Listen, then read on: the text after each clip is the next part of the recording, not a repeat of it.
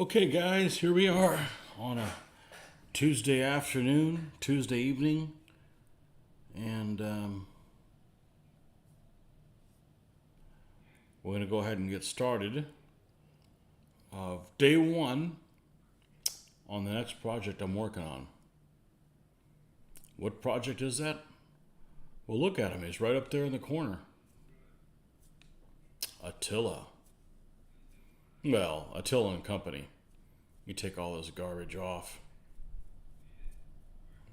Holy moly. I used to be really good about it, only having like one thing open at one time, and somehow I've been slacking about that lately. I don't know why, it just kind of happens.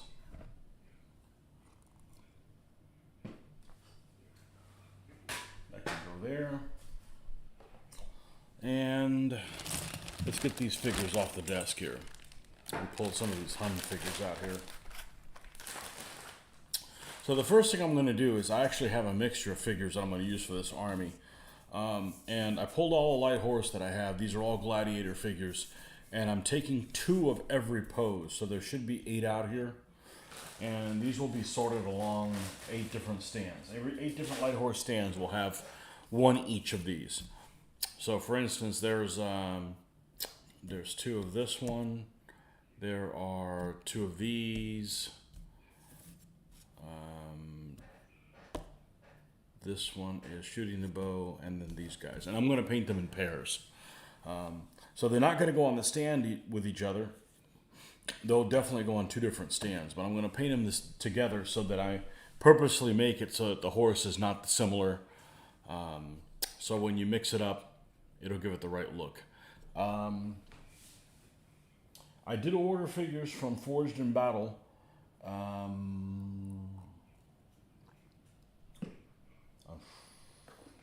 On Wednesday, I think. I don't know how long it's going to take them to get here.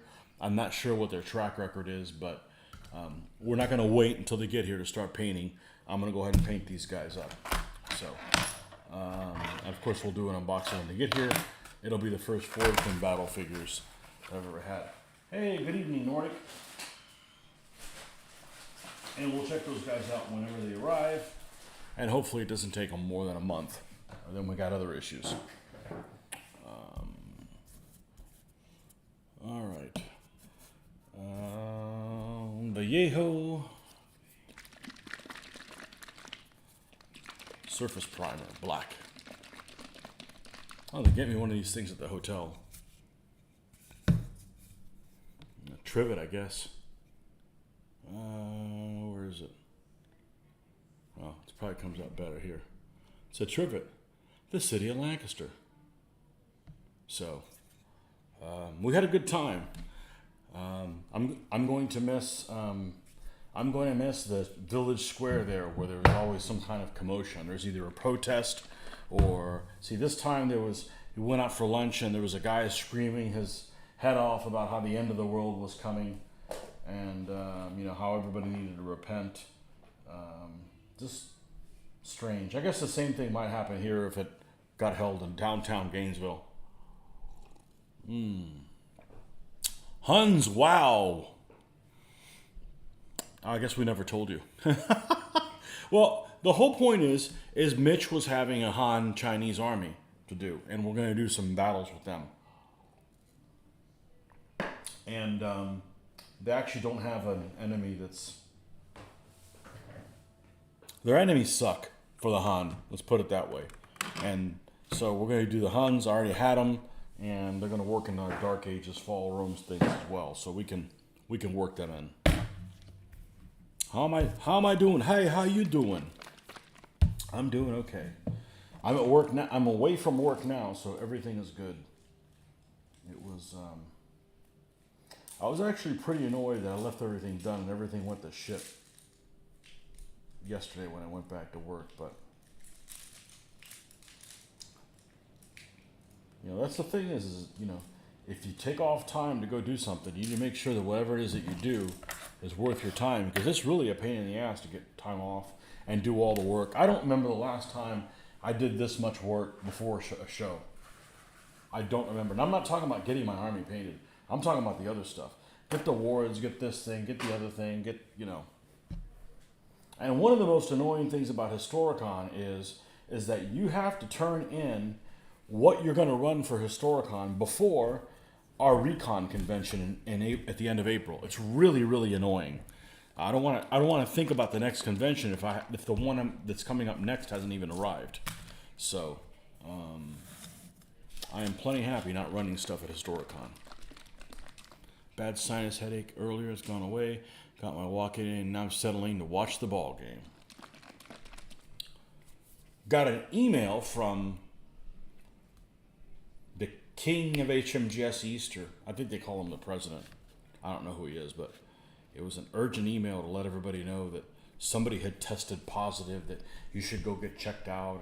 I've never felt better at a game convention. But I brought my pillow with me. And I also, I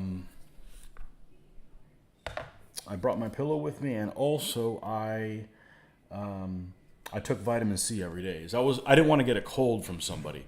I wasn't worried about COVID. Just didn't want to get a cold from somebody. So,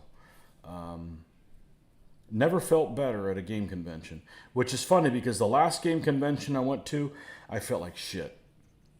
I had something was pinched in my neck from sleeping on the sorry pillow that was in the room. Really, you're gonna blow up all over the place? You're gonna move around off the corner of my eye and distract me? So, and you still see you back there. God damn it, I'm gonna stomp a mud hole in you.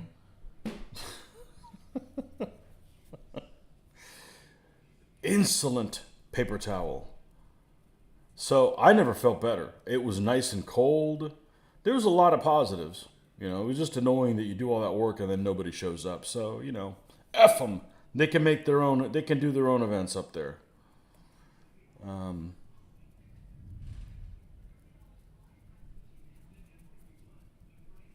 They can come to Florida. They can come to Florida where it's the DBA Mecca.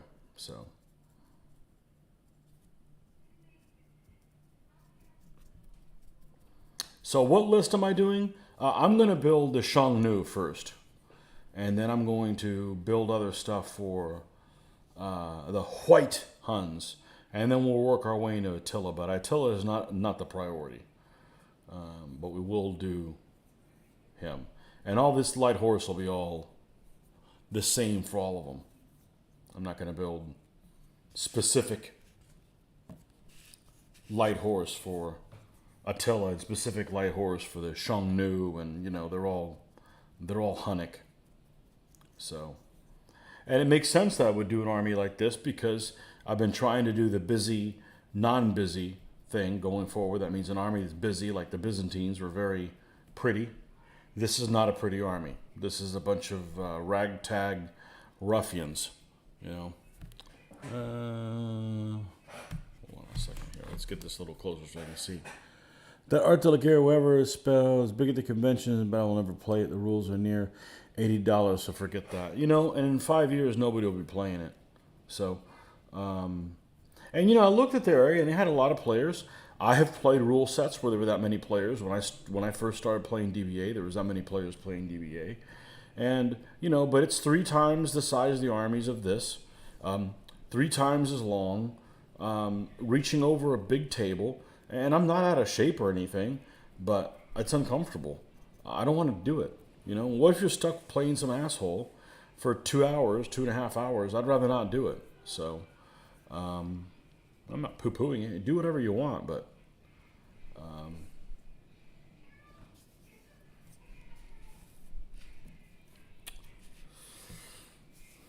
I'm not buying. As a matter of fact, Joe, there was someone at the Art de la Guerre who was selling armies, and Joe bought one of them. And what army do you think it was? The Huns. So he bought a Hun army after I had already ordered the figures, literally the day before. I waited till last minute. So, you know. What's the thing I like to say? There is a God, and she hates me. No, I don't care. I told him, I said, you're going to be my Hun brother. I'm sure we'll do some larger scenarios where we need more than an army's worth of light horse or something like that. But we're going to do some scenarios that are going to they're going to have some special rules that's going to make these guys more light horse-like than they're allowed in the rules. So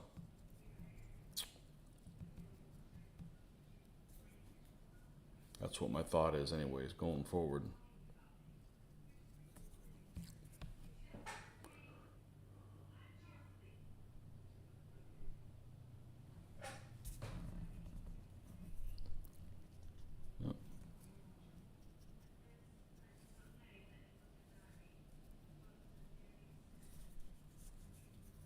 So one of the things actually was a surprise that I enjoyed more than anything else is the walk around videos on the games in the vendor hall. That was just kind of an impromptu, and you know, I just think it's going to be harder than it is. And these phones are really a miracle, and they do all the hard work. And with no artificial lighting and no extra microphones, I've had microphones before. I mean, I've got one now. But the microphones for the phone, just all it is just clutter, and it doesn't sound that much better. So just using the built-in microphone in the phone works just fine. Doesn't be. Oh, did we know you were getting the Huns? Yeah.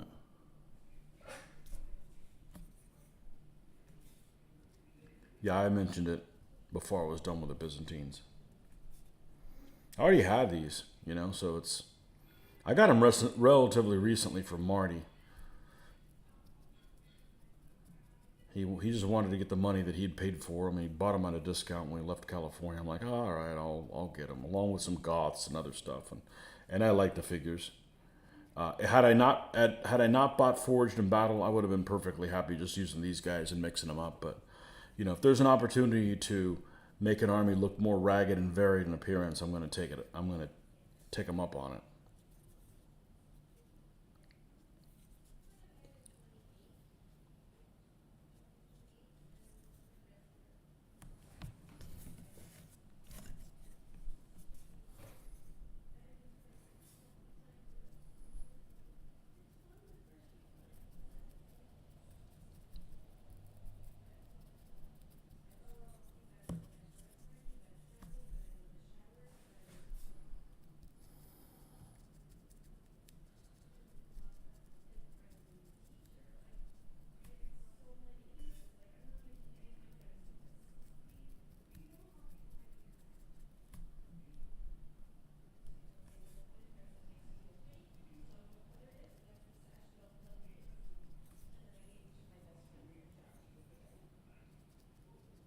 What army composition is the Huns? Well, the first hurdle is the Xiongnu, and that is a cav general, 2 more cav, 8 light horse, and like a light horse and a Saloy, if I remember correctly. A skirmisher. I need to stop calling them Saloy. Skirmisher.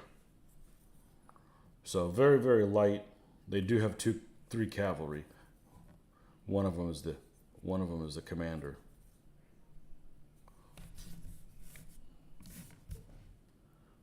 Recovered from Huracan. I don't know that it was much recovering. I don't know it was that much recovering. I actually got less sleep last night than any of the other ones. Maybe recovered from last night. Because I wanted to go and do a show yesterday, and I didn't get started until about 10. And then I was up till almost midnight. So, and then up again at 5. I'm pretty tired. We had to skip the gym today, but, you know. Stephen Curry, welcome. So, I don't know. The drive isn't bad. The problem is we were basically in stopped traffic for an hour at the South Carolina border, or close to the South Carolina border on the way back, for no reason whatsoever. No dead bodies or, you know, wrecks or anything. Just masked incompetence. So we got around D.C. and Washington just fine, actually in both directions, and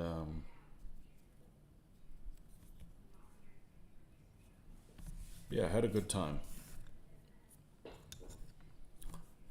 The Wolfman, welcome. From the land of tomorrow, where it's tomorrow where he's at.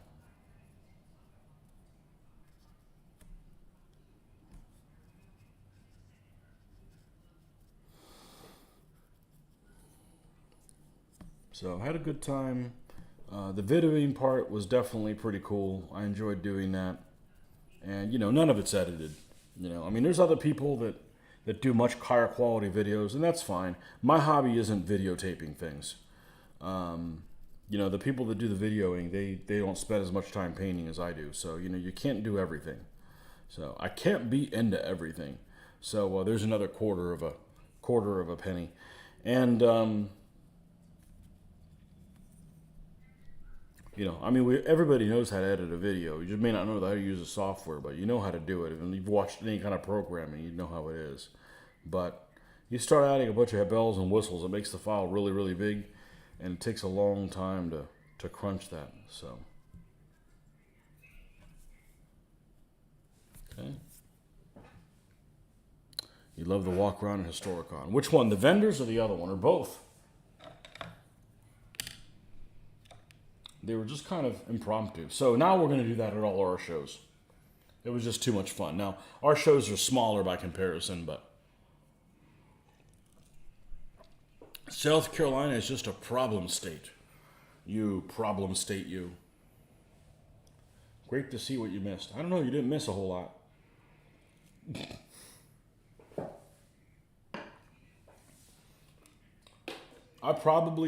It is not likely I'm going to go to another one. I'm definitely not going to go to another one and run anything. And that doesn't mean that I had a bad time. It's just, it wasn't a good value.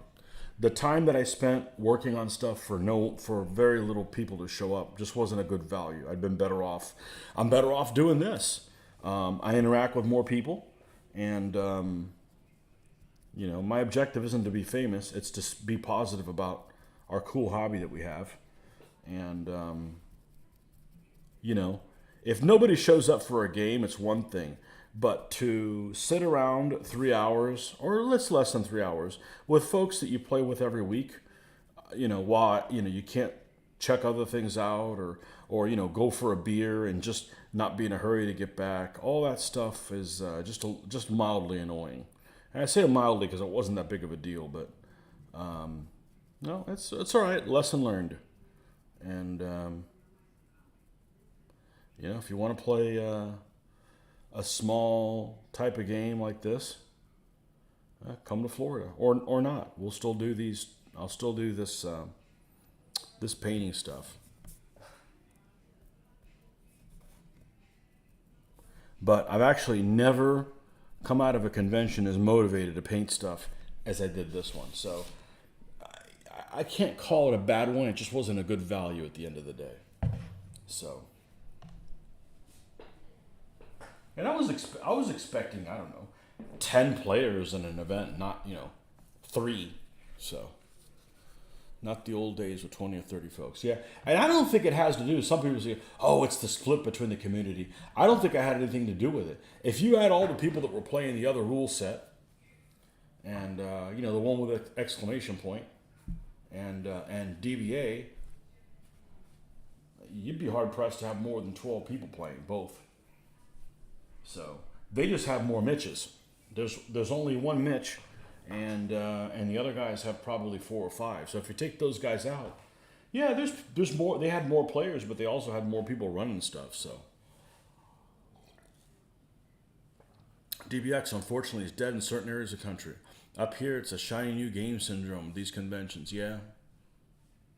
Well, it'd be cool to go and play like Clash of Katanas or something like that. But I'm never going to paint stuff for it, so why even bother playing it? I'm not going to paint 28s. That ain't going to happen. So why spend an hour and a half learning a set of rules that I'm probably never going to play again? What I would have liked to have done is spend more time with the vendors and talk to them more, on video. For those that wanted to. About the stuff that they do, and it's just kind of cool behind the scenes kind of stuff. Unedited, I cut all the BS. The BS just creates more work for me, and it's not very real. So other people can do that. They have much higher quality videos. Not to mention any names, but Hard to find 15 millimeter inches in the dealer's hall. So the only people that had 15 millimeter stuff was C&B Minis, which are technically importers of Essex, even though they're not going to do mail order anymore. I talked to them about that a little bit. I'm letting these guys dry, so it doesn't really matter if I'm running my mouth. So we can get started painting one of these honeys. And I talked to him a little bit if he was going to start that back up. And he said that it was cutting into his retirement because he was going to the post office every day. And I told him I don't blame him. I hate going to the post office. It is an extremely unpleasant experience because you're just incompetent. And what I mean about them incompetent is I can only go to the post office during my lunchtime because they're not open at normal hours. So I go in there and I'm kind of pressed for time. I don't want to spend time in line there. I want to disconnect from the real world and do whatever it is that I want to do on my phone during my lunchtime. So I'll go in there and I've had mail stuff for people, and I'll do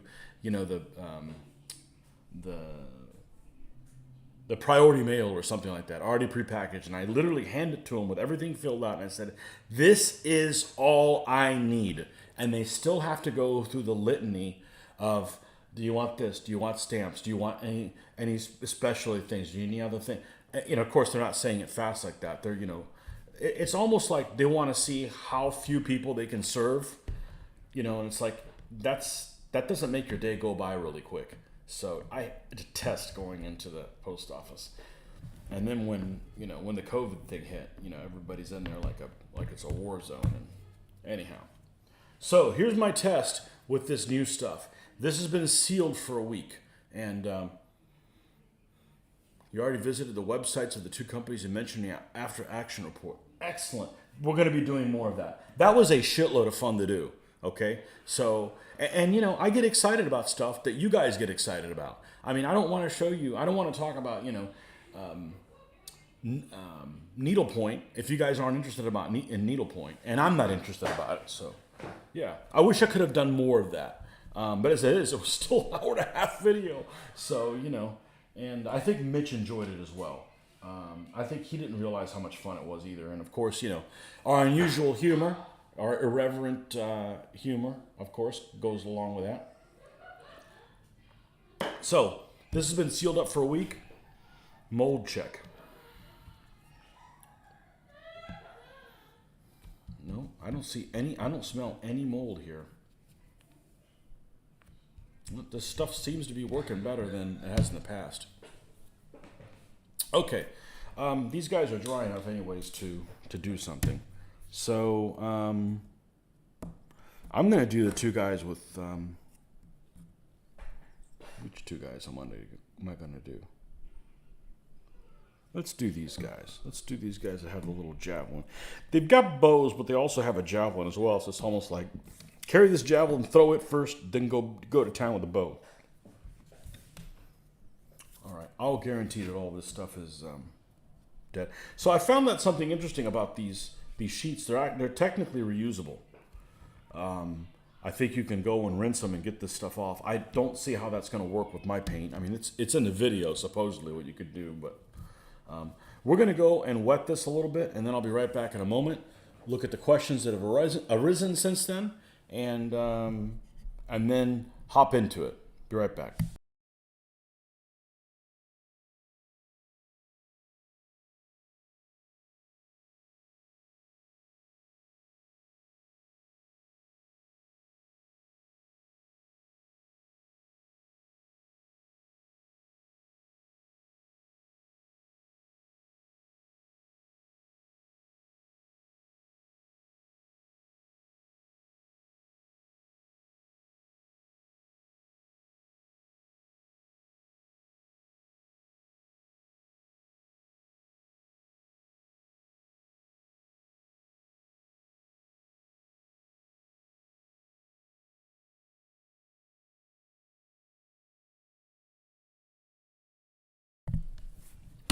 One of the things that surprised me about doing the walk around in the games is I was thinking, if I went up there and I wasn't going to run anything, I don't know that there was any games there I wanted to play. Some folks just didn't seem like they were having a good time. Well, if you watch any of our videos, the fun we have is almost illegal, and you know, yeah, convention videos. Well, I only have 2 so far. But we're going to film our local one as well because with my experience, I just think that, people need to see what we're doing in Florida. We have had some folks from faraway places. We've got a guy from, this disconnected. We've got a guy from Texas that comes and visits us, call him Texas Jim, and he drives straight through from Texas. And we've had a gentleman from Wales before show up. Paul Hanna from the West Coast was here at our last show, so he made it. So we do draw some people from far away, but, that's kind of cool. We need to talk about the stuff that we can do. And really, this is our backyard. This is where we need to be running games and doing stuff like that. It's not our responsibility to carry the flag over there. That's not our land, so... especially when you go and do it and nobody shows up to play your stuff. You're like, well, fuck it. Yeah. It's not that big of a deal. You've been really happy with the reusable membranes and the red grass wet palette. Well, I am just a wasteful American, and I'm not reusing them. So, yeah, I don't know that you can get this stuff off. I don't know that I even want to mess with it. I'll just splurge. All right, so we need a medium. Let's touch up any black we may need on this guy. And of course, I put all my brushes away, so we're gonna have to try to find these guys and see where they went to. No, that's not one of them. We want one that's not too expensive. Speaking of expensive, I did not fall for the trap and buy any Winsor & Newton brushes because there weren't any there. There was another brand that was extremely expensive, and I'm talking like $27 for a brush. And I'm like, I'm worth it, but if something ever goes wrong with that thing, I'm going to be pissed. So in the effort of not being pissed, I didn't buy it. So we will just keep plugging away with our brushes that are not made in red China and go from there, which there's several of now. I've identified a couple of companies that I don't have to buy the red China. It's not that they're Chinese, it's that they're red Chinese. So, got nothing against the Chinese. Although I should, because my every Asian army that I almost every time I encounter an Asian army now or play an Asian army, they just fall flat on their face. So, Mitch's new Asian army, I encountered them 9 times and they beat me 7 times and I only beat them twice. So, Mitch is on the cusp of surpassing my record. He is he's more interested in beating him than I'm beating him. He's more interested in beating me than I am of beating him. So that's just friendly back and forth. But he wins one more game against me and then we're tied. And with over 950 games total, so it's basically a dead heat.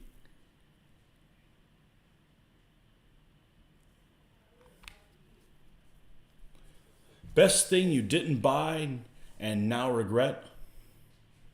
No regrets. No. Well, I may rage quit watching this ball game. I don't know how you guys get affected by that stuff. Do you physically know anybody on the team? No. Are they members of your family? No. Who frickin' cares? You still maintain those expensive brushes are not worth the money. I'm with you. I didn't regret not buying anything. I bought stuff I shouldn't have because I'm not going to touch it for probably 3 years, but it was there. I could have bought more things that would also sit 3 or 4 years, but I don't regret it. It's not like they had forged in battle figures or something that wasn't readily accessible, readily available. No, I actually don't. That's actually something that doesn't happen very often, is that I regret not buying something. I tend to overthink whether or not I need to get something. And then after I overthink it, one of the things I do is, okay, pretend you have it. It's in your hand. And after you take a look at it in its packaging and see how it is, What would you do with it? The closest thing I could say that I've come to regret of this trip is there is a set of 1/72nd scale dismounted tank crew from Russia, and they happen to have them. They're plastic or resin or something like that. And one of the vendors actually had them, and I couldn't look at the figures. And I didn't want to spend $14 on something that who knows how they looked in person or how bendy they were. And I wasn't going to paint World War II stuff for a little while. And yeah, they're Russians too, so Nordic wouldn't like them. but but regardless, I don't regret not getting them. It's just one of those things that's very difficult. If it's something that I wanted to make sure that I got something that's like, okay, I need to spend as much on shipping as I do on the item, then I'll go ahead and pick the thing in person, pick up in person. So I wanted to avoid doing something that I was going to need. So I don't really have any regrets. The flea market was lame. There was not anything. It's funny. I was traveling with other people that wanted painted stuff, and I wanted unpainted stuff, and most of us were like, there's not really anything there. So much of the wargaming is now in 28 mil. So much of it is in 28 mil, and honestly, I'd rather do 6 than 28. I'm just not going to do 28. So I like the game of baseball, but I can't stand the Yankees, and I'm not alone in that. Okay.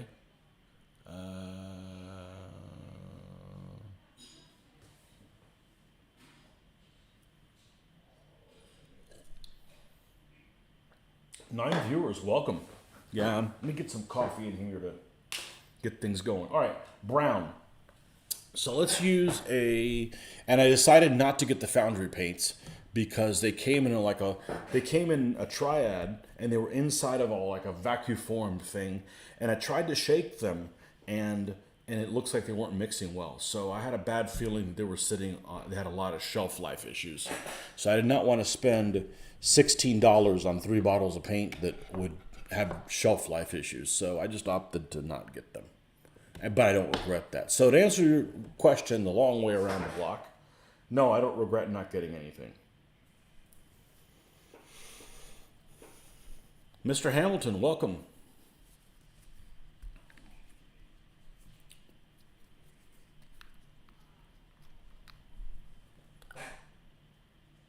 So if I had to do it again, would I have gone? I wouldn't have run anything, but yeah, I'd go. I had a great time. It seemed like I was gone 3 weeks.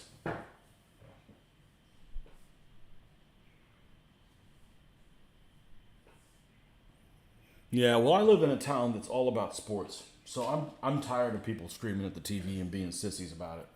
So my whole life it's been here. Um, so yeah, I'm like, oh look, the game's on over there. Cool, let's go this way. You know, not my thing. But it wasn't my dad's thing either, and I got that from him. So, but then history was his thing, and I got that from him.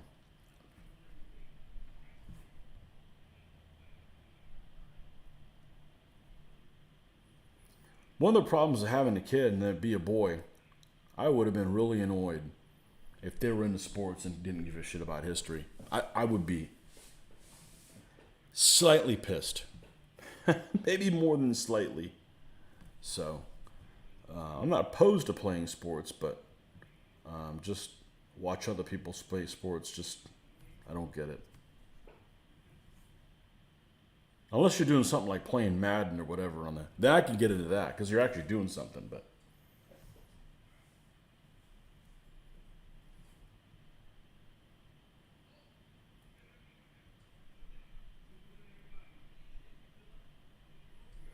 we walked around the games. It seemed like half the people were annoyed that I was filming. I don't know. Maybe they thought I was going to do something with the video. I wouldn't do that. I mean, like for instance, there's a group of people, and that way back in the day when they used to do DBA competitions, one of the guys would take pictures, and the guys all had to wear these striped and plaid shirts because he would like write shit on their shirt, like I'm with stupid or stuff, and I'm like, I would never do that. I would never. I'll make fun of things, but I'm not going to, like, go over and alter things to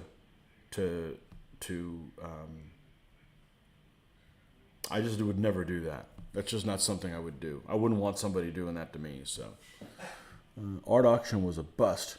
Should have went to Lancaster. Yeah. Yeah, I thought you said you were buying it for somebody else, didn't you? I don't like most art, and that's not surprising. People are really picky about food. I think art and music are a lot more subjective. A lot more. Especially both of those. Now, I can see art, and I don't like the subject matter, but I know what goes into painting things, obviously. And I can look at stuff and go like, that just didn't take a whole lot of. I mean, anybody could do that, and I'm just not impressed by stuff that anybody can do. And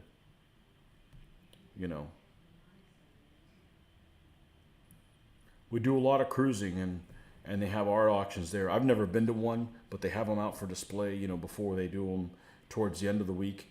And most of the stuff, I wouldn't want it if somebody gave it to me. I don't know where I would put that abortion, most of it. So it's very subjective, very, very subjective. Mr. Rick, welcome. It's the drama of baseball that I like. The pitcher versus the hitter. The tense feeling, very close game, one in the late inning is just a beautiful game to watch. Yep. Huns. You made some comments on the convention videos. Yes, I saw them and I liked them. The only comments I disagree with is those of you that said that DBA really wasn't a thing for many years. And it was. That's what drew me to go to I'd never even heard of Historicon. And, times change. People are nomadic, and some people are always looking for the perfect game. And those of us I am actually not a competitive person. Well, I am, but it's not the tourney aspect that interests me. I just don't want to, you see how much time I spend painting these things. Can you imagine if I supplied everything for everyone in a battlefield, and then I had to cart it all, and then had to worry about people breaking my stuff? That's stress-inducing, not stress-reducing. So I'm not interested in playing, I made a comment on Little Wars TV. They just released their Historicon thing. I said, hey, you guys didn't show any tournament games. It's like, well, that's not really our thing at the club. And I didn't say it, but I wanted to say, well, my thing isn't like making shit for everybody and then worry about people breaking stuff. And I'm not overreacting. That's happened to me before. And I stopped going to cons for 6 years because I just didn't want to basically people ham-fisting my stuff. Generally, people that have miniatures treat other miniatures really well. But there's people out there that just don't care. And it's like, I don't have time for that. So maybe other people like that, but I'm not interested in supplying, all the stuff for a game. That's what did I do wrong? Why should I have to do that?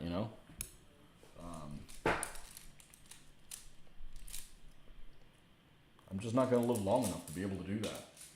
It just takes too long. So, and it's those wargaming magazines. I want my stuff to look as least as good as what stuff is in there. So. You just ordered Lion Rampant 2nd edition. Cool.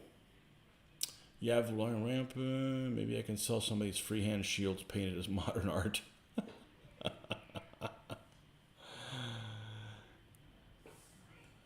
Yeah, it's actually a pretty good game. It's a pretty good game, so.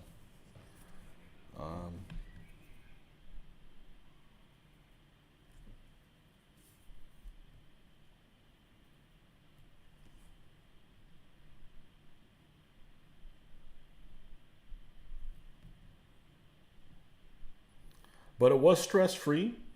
I was just surprised. I figured we would have as many people as we had last time, which was like our shows in Florida, which was, 6 to 10, even 12. And we basically had 3 to 6. So, Yeah, it is what it is. It'll save me money next year when I don't go. So, Mitch still wants to go, but I don't think I'm going to be convinced. It was a whole lot of trouble. Forget the cost. Let's say you get to go for free. It was a whole lot of trouble. Packing stuff, making sure you don't forget it, make a list for a list, do everything from work, come back, travel for, the traveling part actually isn't bad. It's expensive because of the gas, but I don't mind being stuck in a car with him for a long time. It went by really quick, but still, it was just a whole lot of hassle for when you could get more traction just making videos. So. From now to Sunday, which figures you get? No says that's rhetorical miniatures, line rampant. They have figures specifically for line rampant? Huh. You're amazed at the terrain of the convention. I have to admit, for me, terrain is an afterthought. I wasn't impressed by that many games. Now, the Ravenna game was beautiful. But I'm looking at it and I'm like, I already know how this is going to play out. And I'm not going to play those rules again other than a convention, because I'll be damned if I'm doing 28 millimeter. That pike block was massive. I mean, it's like a pike block that had like 80 figures or something like that. And I'm like, and the guy had like 3 of them on each side. So this stuff was really, really nice. But I didn't really get a really good close look because I didn't have my glasses on there. But, overall, it was awesome. But I'm like, this just seemed very static, almost trench warfare. So, but that was a beautiful looking board. There's no doubt about it. The battle that the Little Wars guys had in Italy, I was going to say Sicily, no, it was Italy, was a really nice board as well. And that guy actually did a good job of, he was pretty comfortable talking to me. A couple of the other Little War guys just basically ignored me or were like, oh, what are you doing filming here? We're the ones that film. They didn't say anything to me, but, I didn't want to, it wasn't like I wanted to catch them. It wasn't like I was some journalist that wanted to get, the president to say the wrong thing on camera. That was not the purpose. The purpose is just show you guys, what we experienced. I guess some people probably would do sinister shit like that, but it wasn't to, embarrass folks or to get them to say, the F-bomb or something like when they weren't expecting. I don't roll like that. So, what else? I don't know that there was that many things that, I don't know that what I would have wanted to play at that time that we saw that that wasn't the stuff that we were playing, even though there's nobody at our turn or hardly anybody at the tournaments. I would have wanted to play. I would have played the Sergeant's game. There was a kid there. There was a kid because he was probably 18, 19, 20 years old that was there with the vet. I would have liked to play Sergeants and see how that is. But other than that, I don't know that I would have seen something to. I would have liked to talk to the vendors about their stuff a little bit. I don't think that might have been fun for you guys, but might have put some people off. Some people have trouble talking in front of the camera. I think it's super easy if you know what you're talking about and if it's something you're passionate about. So.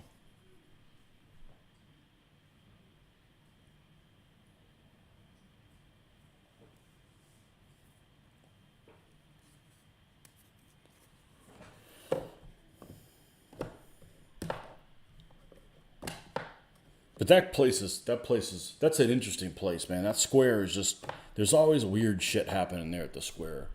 Like I said, on one of the days, I want to say it was Thursday, it was some guy that was out there screaming that, the world was going to end. I don't know, I didn't hear well, but he was way too worried about people he wasn't related to, if you know what I'm saying. You guys going to run any tournaments for Huracan? We always do. We always do. So they'll be up shortly.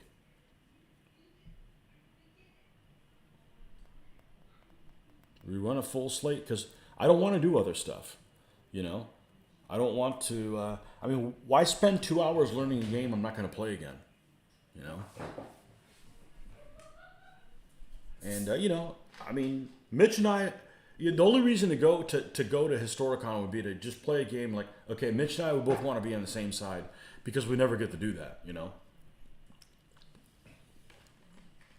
The Boxer Rebellion did look cool. We'd have too much fun with that. We'd get thrown out.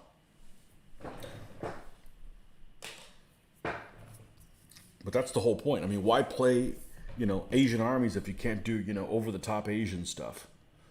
You know? Nah, we'd have everybody in stitches. But they didn't have a dragon cannon. They didn't have a dragon cannon for the boxers.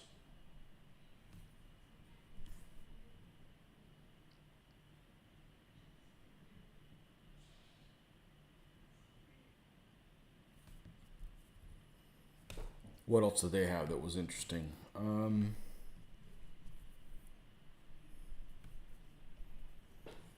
I don't know. Honestly, the area that the tournaments was in was the best room. It had the best lighting. It was cold.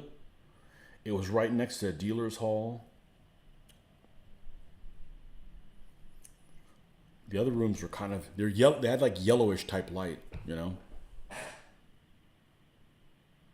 You like the look of that mangoes and rice game. Sure, it looked wacky, but the whimsy of it had a charm. Yeah. Arroz con mango. That's a real saying.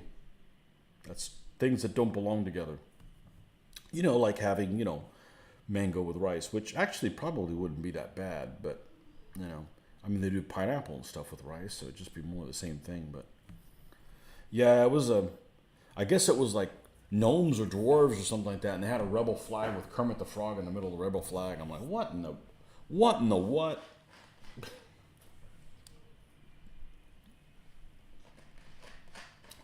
The Star Wars game in 15 millimeter was cool, but several of the people were looking at us like, what the hell are you doing here? I'm making you famous.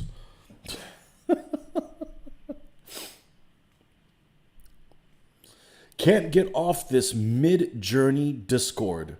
It's really addicting. Yeah, it's pretty freaking cool, isn't it? I got hooked on that and I subscribed for a month. It's not good for horses or elephants. I'm like, war elephant. And I'm like, you get an elephant that doesn't look like an elephant with, Yeah, I've messed around for a couple days. That's my Attila up there in the corner for the mid journey. Yeah. Beast measures because of. So it is pretty cool. I wish it didn't take so long to tinker with things. You have to type everything in. I'm doing it through my phone. I guess you could do it with your computer as well, but there is a limit, I heard, though. I heard there's a limit of how many you can have. You can go over it, but, I'm at work and I'm not doing it at work, so I'm doing like a dozen or 20 each day. I can't imagine that goes over it. There's a guy this morning. So the most annoying thing about it is, or maybe I don't know what the hell I'm doing, but I get in a room and I get it to create something, and there's people adding new ones, and I've got to go find where mine is. But this morning, somebody did a gorgeous one. I mean, just beautiful. And they kept doing modifications. So I paid attention to what they did, and they did a search for this. And I would suggest you do this if you're looking for something Middle Eastern. Even if you're not doing Middle Eastern, do this. And this is what he searched for. Al-Kaaba. And it should have been Palace, but they put Al-Kaaba Place. Search this. There was no other parameters. And I mean, there was some of the most beautiful thing I've ever seen in the world. It is almost like a Middle Eastern, like a prayer area with like a person that's facing away from you. And you could see either the mosque or something, and just absolutely breathtakingly gorgeous. And not that I want to go on a trip to Mecca or anything like that, but it was absolutely gorgeous. I think you already have done 100 images. Finding your images are super annoying. Yeah, there's got to be a better way. Like, just make a room for me. Although some people have some really cool ideas, but that's really the only annoying thing about it. 50 something, yeah, 55 Days of Peking. I haven't seen it. I haven't seen it. I even did one picture that was, what's it called? Yeah, I think I called it Gamers at Historicon. I just entered Gamers at Historicon, and I'm like, that's spooky, you know? But then I can't get a good conquistador. I can't get a good picture of a conquistador. Maybe I just know too much. I'm like, they don't wear helmets like that. Or sometimes you get like a weird face. But the Attila's not bad. But all I entered was Attila the Hun.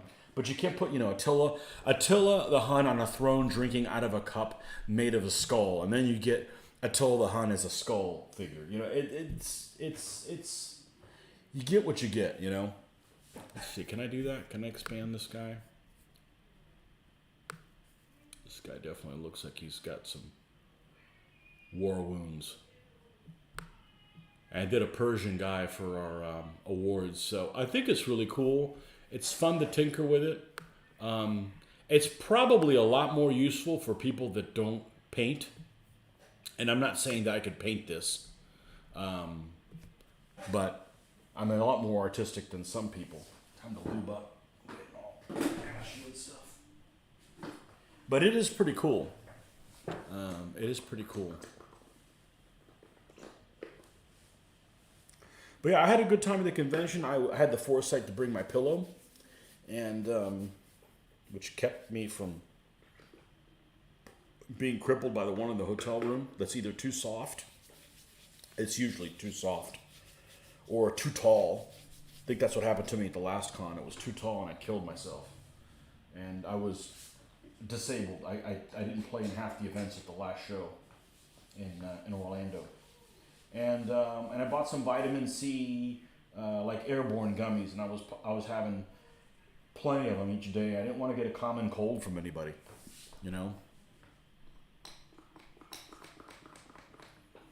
You got some cool looking Chinese battles out of it. Yeah, sometimes stuff just, people have a third leg or something like that, or the horses have a fifth and a sixth leg. It's just very strange,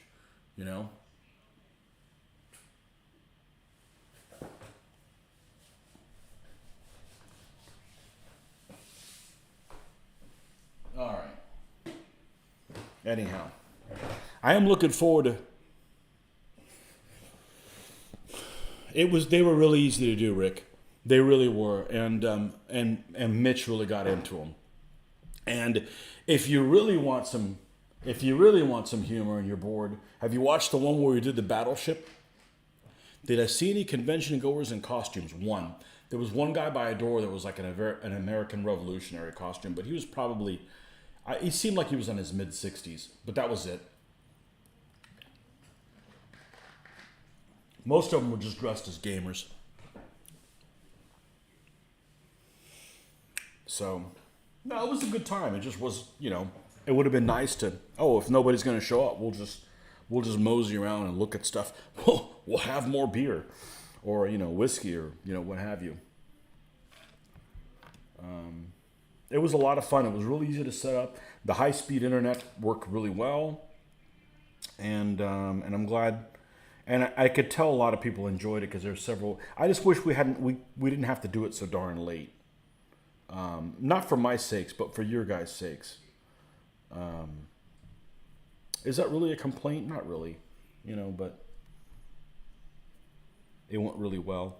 I wish we could go and do more tours like the battleship more often. I think we'd really enjoy that, but it's strange because his work schedule just flat out sucks.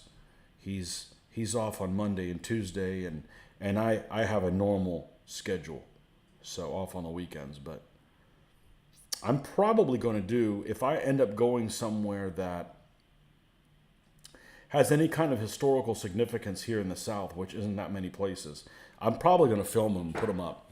And I may not have somebody else to banter with, which of course is half the fun, or maybe even more than half the fun. But they're nice as a video record. Like, I don't remember what I did that year, and then you go look at your video. That's right, that was the year that we got thrown out of the fort or whatever it was.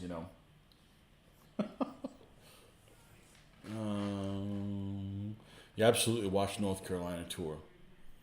That's exactly what it was. The problem with the North Carolina tour is that 20 minutes in, I decided to start filming. So we'd already walked on the top deck, and I had already talked to him about because I'm like a naval nut, and at least a World War II naval nut. And I talked about all the ships and the stuff, and then I'm like, oh, we could go in a turret. And I'm like, I gotta film this for my daughter, and yeah.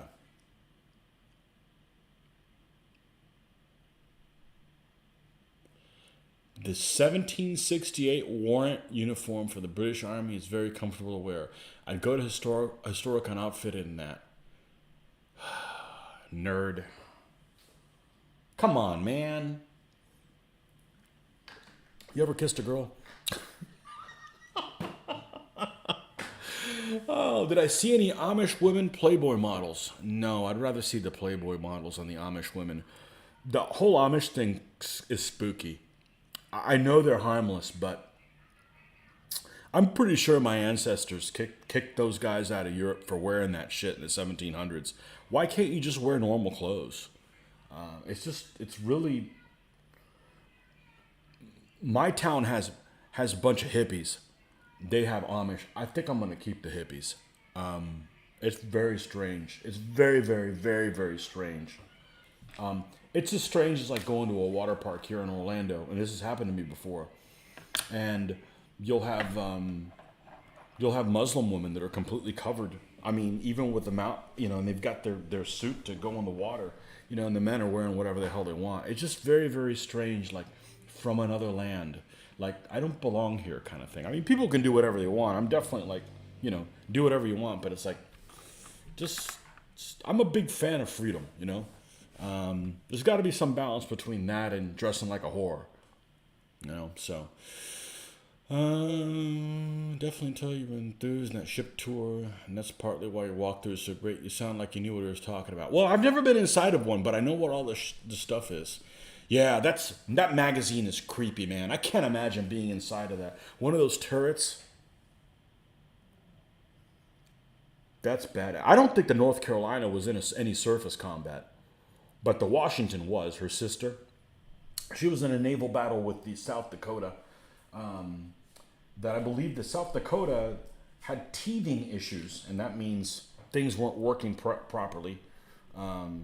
And she ended up taking some hits. The South Dakota did. I don't know if the Washington ended up taking some hits, but they were involved in a battle with, I believe it was called the Second Battle of Guadalcanal, where the Japanese came down the slot. That's the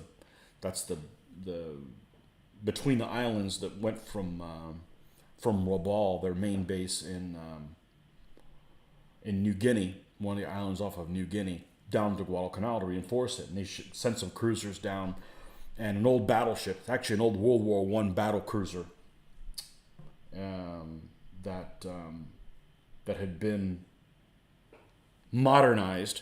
So I think it had a little bit better protection, but it slowed down a little bit. Not real slow. But anyways, it was involved in some surface combat with that ship, the Kirishima. Traded shots, South Dakota. I took some hits because it was nicknamed Shitty Dick.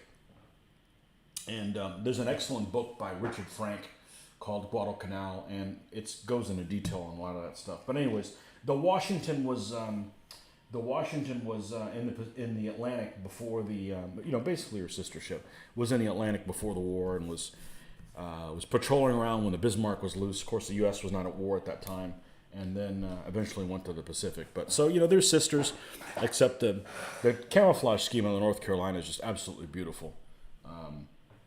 I really like that. So. But yeah, I missed the part where I talked about stuff like that. Like this isn't the real decking that's on there. The real decking obviously would have been, made of wood. And a lot of people one of the things that surprises me about folks that, I'm gonna go ahead and paint the other horse just while I'm thinking about it, because this is relatively easy instead of going through the details. But one of the things that always surprises me about people that don't know about naval ships, and I'm not talking about sail ships, I'm talking about armored warships. All armored warships, cruisers on up, always have a wooden deck. And people are wondering, well, why did they put a wooden deck on the ship? Because, the whole ship is made of steel, but the deck is made of wood. And they don't realize, like, dude, it's just a covering on the deck, so it's kind of like a non-slip surface. But anyways, the U.S. ships in World War II were kind of unique. Kind of the opposite of the German ships, for sure. The Germans did not paint their decks at all. It was left a natural wooden color, which after a while would end up, being in the sun, would end up fading to something like this. But the U.S. decks were painted almost always a really dark blue, which, makes sense. But anyhow, the problem with that is it also creates kind of a fire hazard as well, because all that paint back then, they did not paint them in watercolors, water-based paints. It was all nasty stuff that could catch fire. But yeah, skipped all that stuff. So unfortunately, but one of the other things that was surprising was when you're sitting at the turret, how much the bow rose from the front turret, which it rose probably like 10 feet. Like, if you couldn't see out the front of the ship, and they did that so that the spray wouldn't come and and hose everybody completely. So these are not forged in battle miniatures. These are gladiator figures. Been to a water park in Atlanta. Had a southerner ask me in a slow southern drawl if we had water park. Y'all got them water parks up there? Florida geography, South Georgia, theme park land, and North Cuba. The New Jersey battleship I've been on saw a lot of combat over the years. I like the fact that North Carolina was still in World War II gear. Like, I don't really care about modern stuff very much. So, it was basically mothballed immediately after the war. So,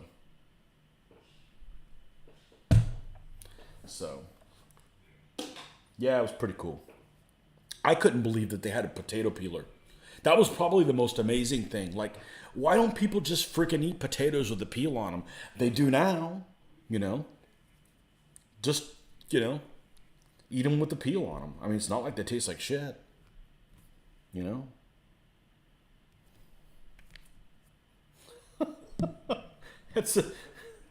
got time to peel potatoes. We're killing Japs. Pass the ammo and peel the potatoes.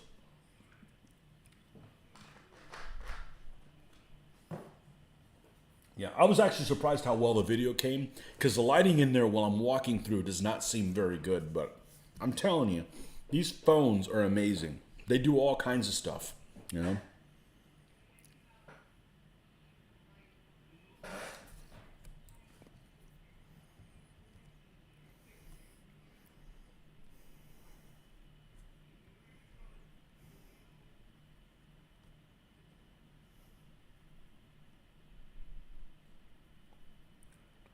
But Mitch has pretty much sold his soul to the Red Chinese, because he was basically unstoppable with that army. He was unstoppable against me. He just got lucky as hell.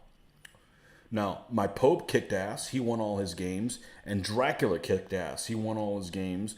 And the Byzantines won all their games in the first tournament they were in. And then it just went south. I didn't roll that bad. It was just that, Mitch was in his typical mode of, like I like to say, he was blowing the devil. So I don't know if the devil gave him a tip or not. Left him a tip, but he's real excited about his new army, let's put it that way. And it wasn't easy wins. I mean, he had to fight for them, and they weren't cakewalks, but oh well, at the end of the day I paint and he doesn't, so I'm good with that. I could always get my game fix playing something on Xbox if I had to.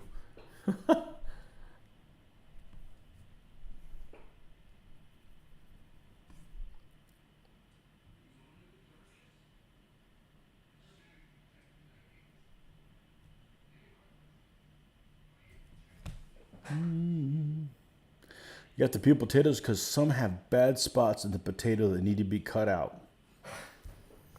Eat them. You can't be pickers. You're in the middle of a war, man. Throw them to the enemy. Make the enemy eat them. Throw them overboard. I don't know. Cut them in half. Keep half of it. It's like peeling an apple. Why bother? Just freaking eat the apple.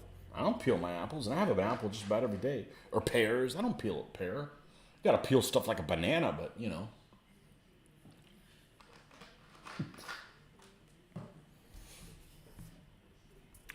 And the ship really smelled of petroleum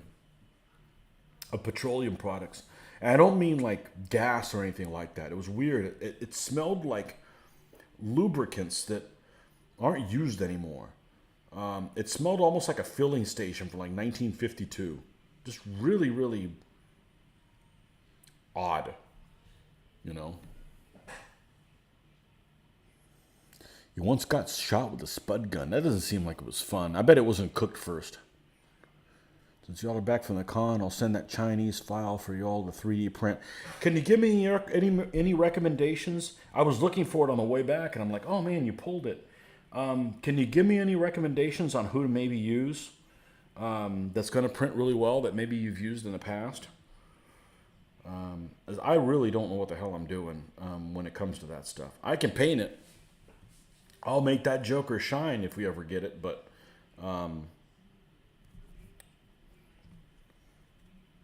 that stuff's just overwhelming. You know, it's overwhelming when you can't. You go look for an answer and you get 50 different answers. And I was expecting to see more 3D printed stuff at the con. There really wasn't that much.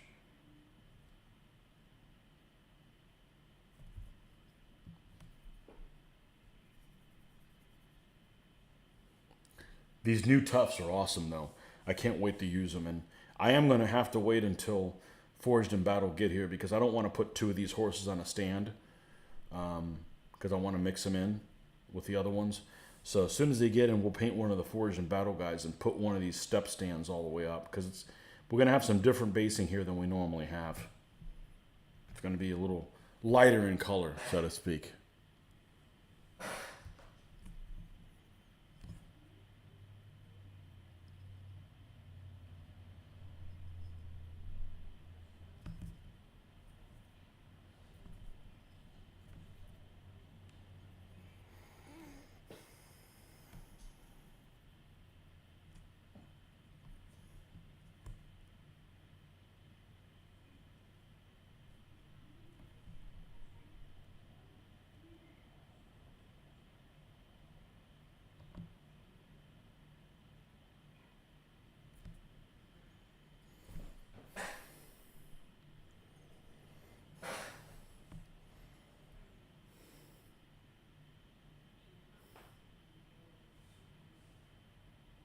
Also, Mitch should know Northern China regular field, Southern China rice patties. Oh, Mitch don't know that. Rutabagas. It's all rutabagas to him.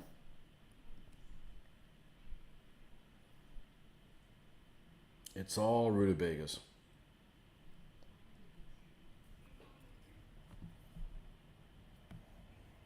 Yeah, he said he was going to pay for it printed. I'll pay it for him for free.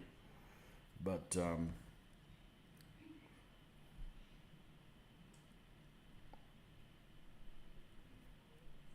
you know, if it's really cool, I'll print another one and I'll keep that one. But I don't know if I'm gonna build another Chinese army. Them sons of bitches have left me hanging. My Nan Chow freaking got their ass beat. I mean, like nobody's business. I think those guys had trouble rolling. I did roll like shit with them. But I tell you what, still to this day, I've never lost a command post. I've never lost a command post. And I didn't lose the 8 bow either with the Byzantines. He actually ended up killing, England's make-believe hero. He was part in killing Arthur. Hello, honey, Huns. Honey, I'm home.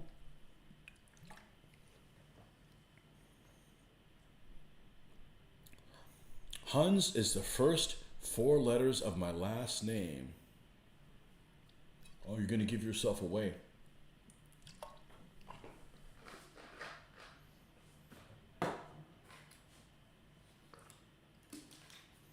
The Huns. They're actually useful.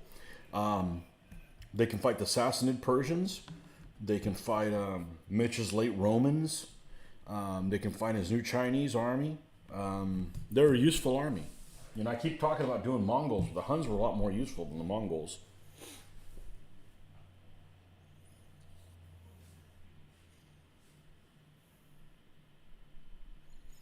Next to it, be telling me your next name's not Nordic. People can do whatever they want. I just always think it's confusing not to use your own name. Because, you know, the problem with not using your own name is how much time do you spend coming up with your handle before you settle on it? Like, I could just spend like a freaking, like, okay, I'm not allowed to use my real name. Okay, cool. What's my handle going to be? Oh, shit. You know, and because you got to decide on what it's going to be. I would end up spending, I don't know, a month trying to figure out the perfect thing.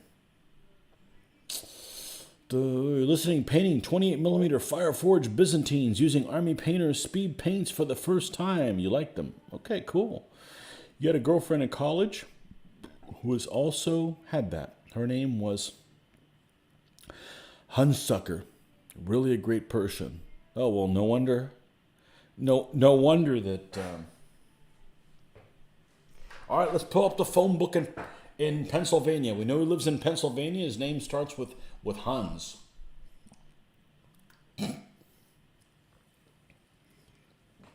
By God, we're going to out you.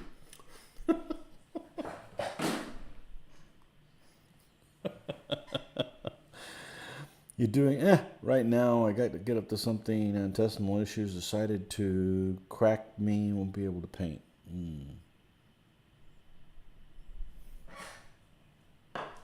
Hunsucker, never heard of that. I can't think of a last name, a surname that has Hun in it. Oh well, it's all good. It's kind of an unusual color for this horse. I kind of like it.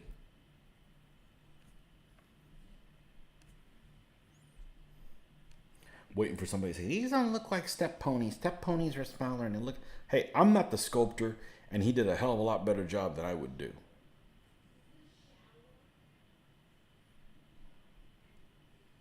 I'm not a horse Nazi. I've looked at pictures like breeds of horses. Yes, I can tell the difference between a step pony, a Shetland pony, an Arabian, and like a Percheron. But other than that, oh, that's an Arabian, not an Andalusian. Oh no, that's not an Andalusian. It's a thoroughbred. They all look the same to me. Okay, all the normal horses, they all look the same to me. You know, does it have hooves? Yes. Does it have four legs? Yes. Does it have? It's the same. You know, maybe with an untrained eye, but maybe with a trained eye, but I am not a horse Nazi. I bet that's like the first time I've said that.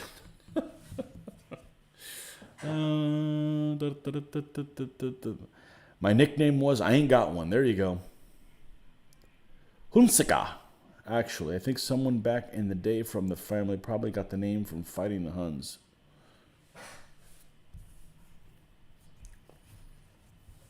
I don't know. I think wasn't it the Huns that they didn't cook their food and they rode on the meat and that's how the meat got I don't know. Urban legend. All I know is I got Joe, my Hun buddy. We're going to be Huns together.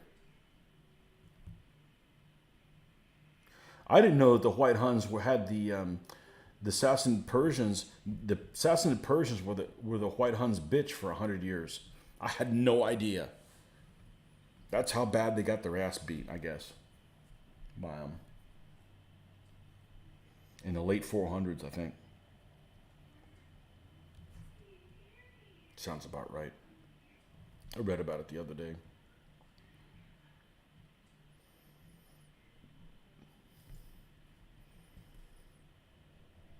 So I actually have quite a few painting ideas for these guys. There's quite a lot of information. There's either a reenactment group that does Hun stuff, and they had some shields. A lot of these guys have little like bucklers.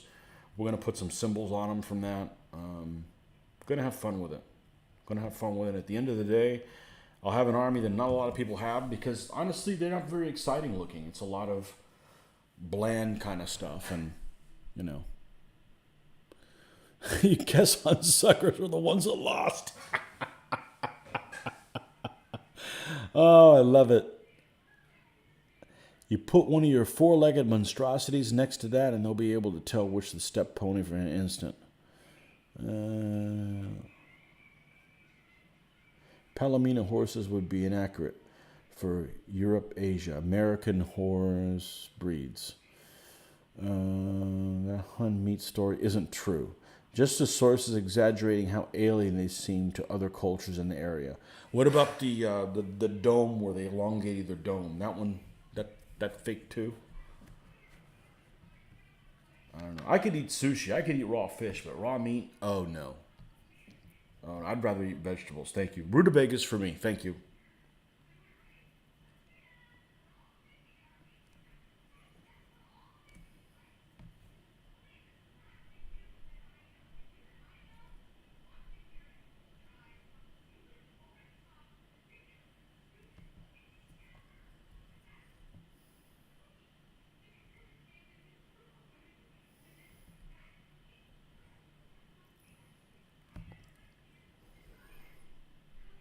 Maybe a little bit more for some highlighting, and then we're done with the horse coat on this. What I need to do is find these little like tufts. I think they use black tufts on their things, which is unfortunate because it means they're not going to stand out very well.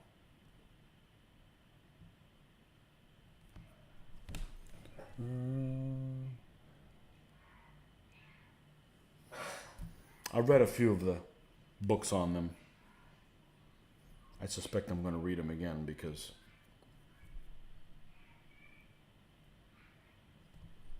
they're going to be front and center here.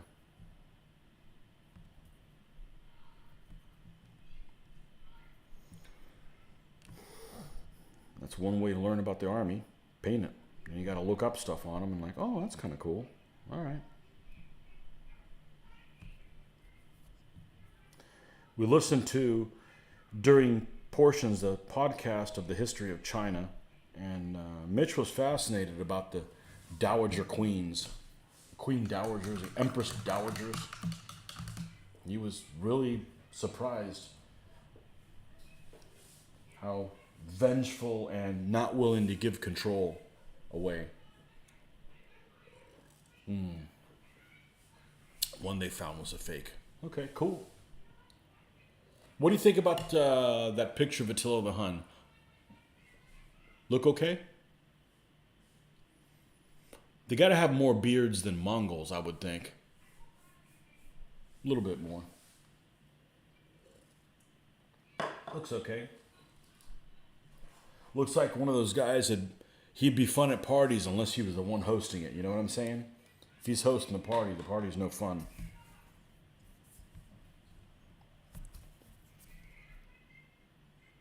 All right, those two horses will do.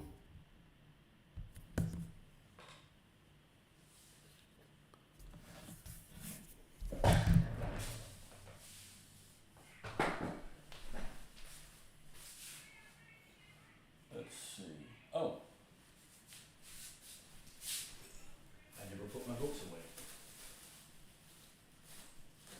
It's still here, the book I'm looking for. See what I can find if it's worth a damn in here. Attila and the Nomad Hordes.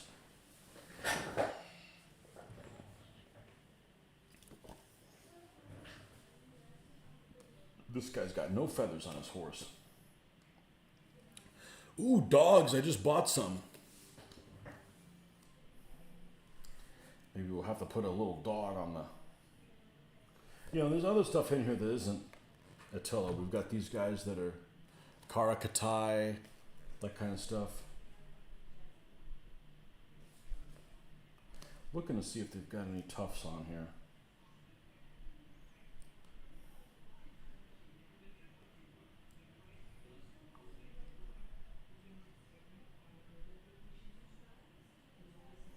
This is where I'd seen the white Huns before.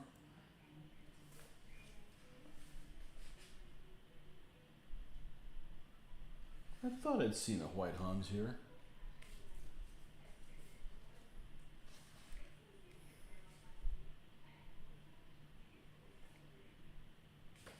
Yeah, this guy right here. It looks like George Carlin. But he's not as funny. Looks like Jeff Epstein after a bad date. Yep. Which guy looks like Jeff Epstein? Oh, the guy up in the corner?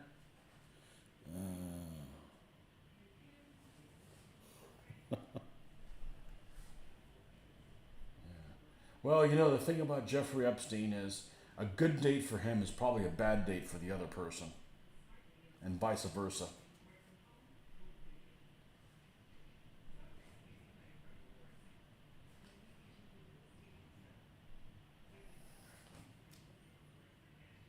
I'm going to skip that. All right, we're not going to go crazy with the colors because these are, you know, simple people. There's no point in looking fancy when you're raping and pillaging things. Not necessarily in that order. You might want to pillage something before you rape it, you know, kind of like tenderizer, I guess.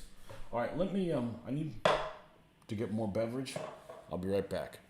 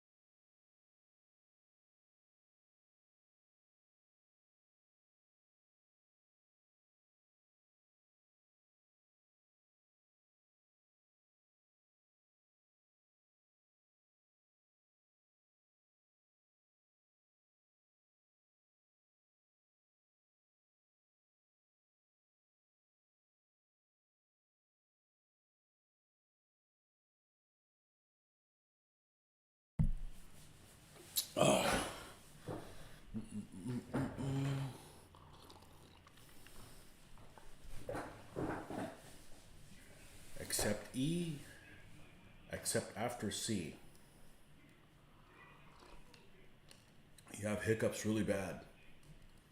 Hold your nose and swallow water. It works really well.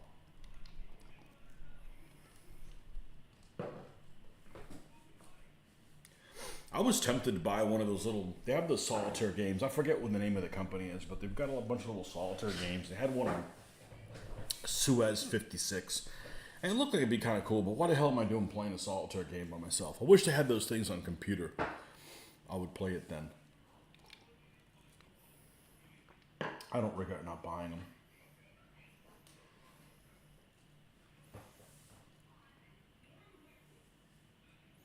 What's that Civil War game that came out a couple years ago?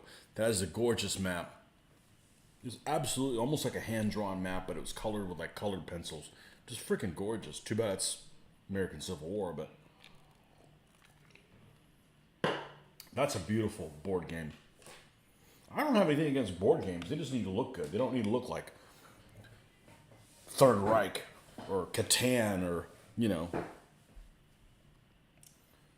They need to be a symphony for your eyes, not just, you know, I wish I was blind so I don't have to look at this thing.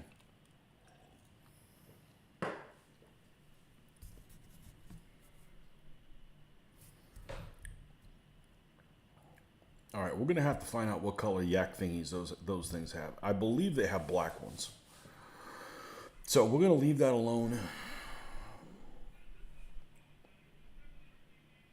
What color skin is that? Bear skin. I want to say it's... I don't want to sit there and do a lot of research now. What, paint a couple guys wrong? I don't think so. Let me just look at in here.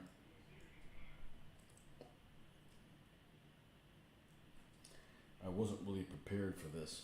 I just want to keep on keeping on. I want to keep painting these guys. None of these guys have. All right, F it. I guess I'll have to do it. You recently saw History's Top 10 Generals. R.E. Lee is not on there. I wouldn't think he'd be on there. Most Fearful Sacrifice? Yeah. Mr. Skylab, welcome.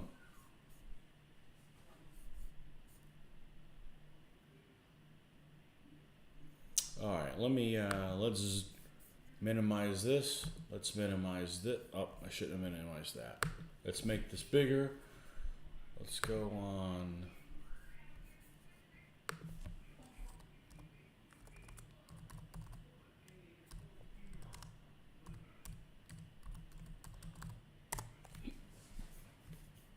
Images.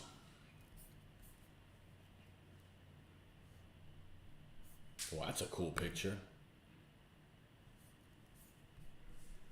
Mainly because it's got a cool helmet.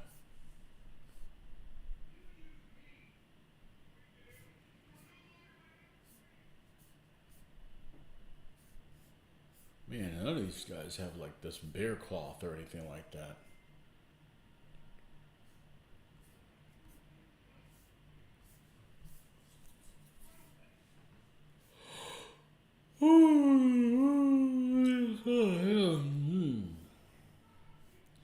You don't say.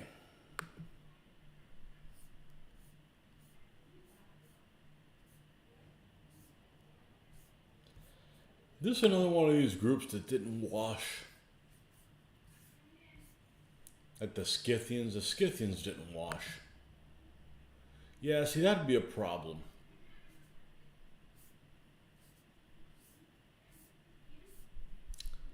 That would be a problem.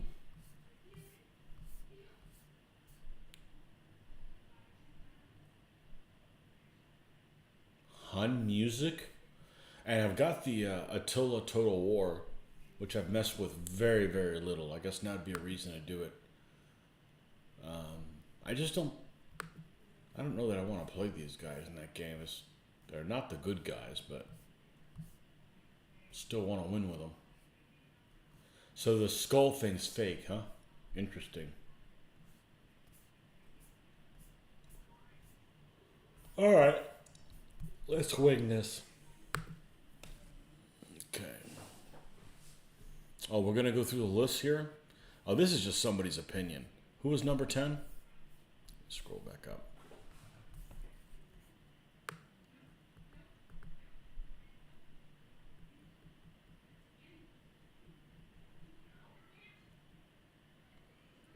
Alexander the Great. Wow. Nordics having a conniption. Even I think he's higher than 10. Who was 9?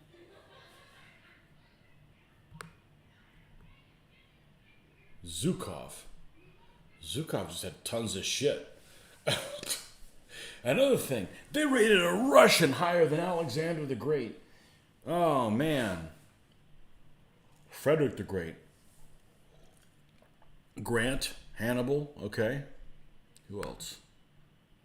Khalid ibn al-Walid. That's the guy that, from the Muslim conquest that won at Yarmouk, isn't it?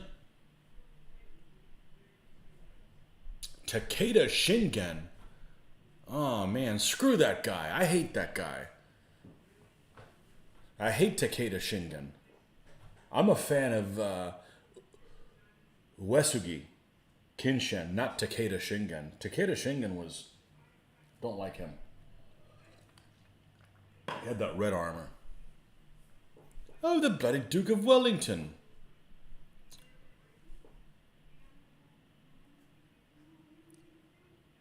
I don't know much about the Duke of Wellington, but I don't think he should be number 3.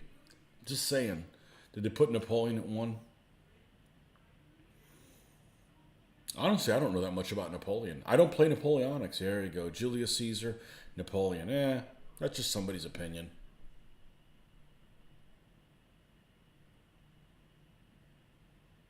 Sad face. Yeah, I don't like Takeda. I don't like Takeda.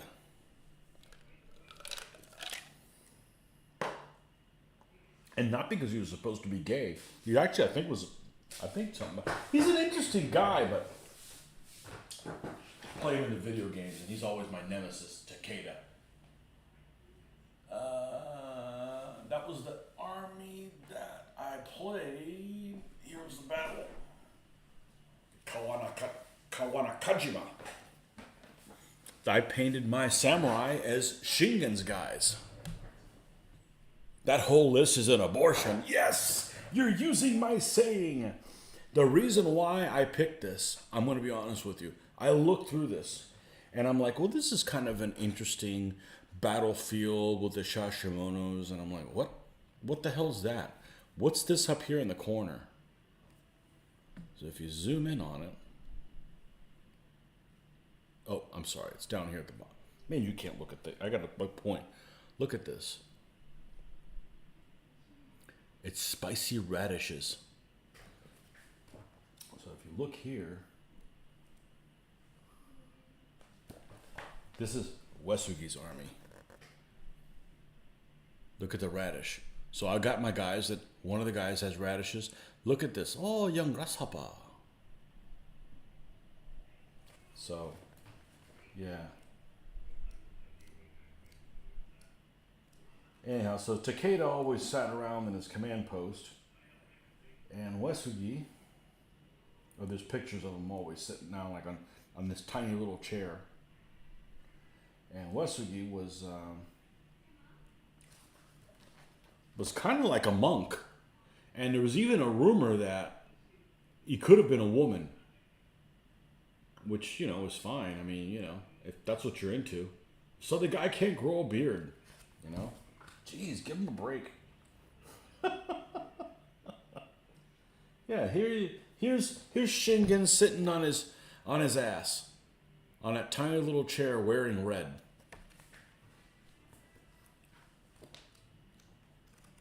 Anyhow, I painted this army. There's actually a lot of information known for. Look at Shingen with the. Oh, he needs to eat a prune. Oh.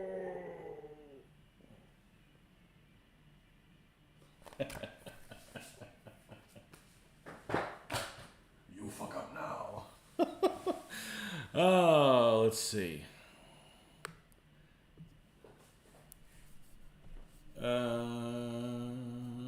Point number one was tactics were so predictable. Same with Wellington. Japanese had to be good politicians or as generals. Abu Walid was Muhammad's general. The whole list is an abortion.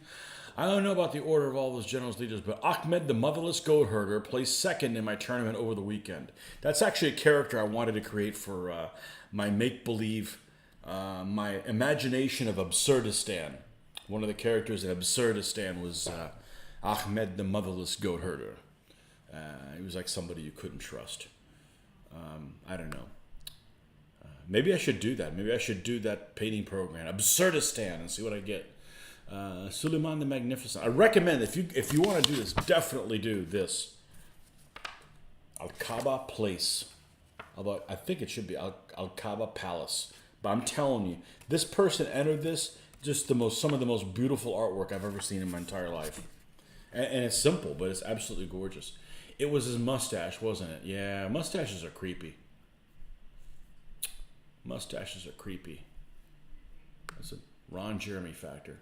For Star Wars generals on that list conquered nothing in comparison to Alexander. U.S. Supreme Court, you have one. Based on math, math is wrong.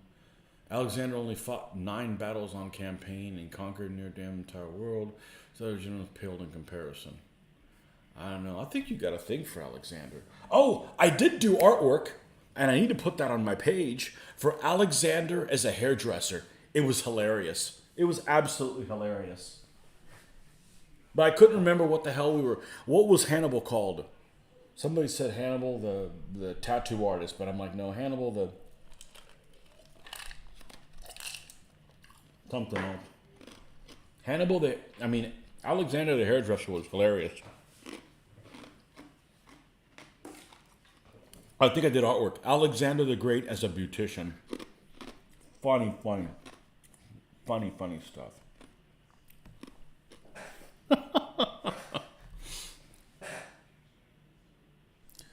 Mustaches are problematic in frosty weather. I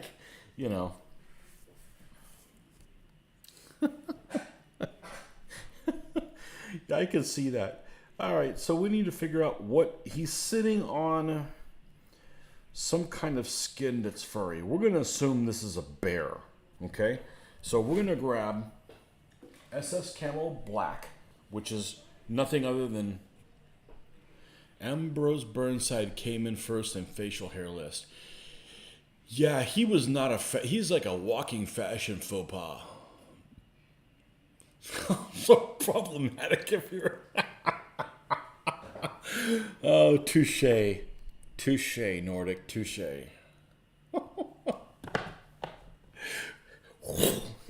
Whoops, sorry about that. Sorry about your backside. 14 viewers, welcome. Welcome to the land of chaos. Not really. We're just having a good time here.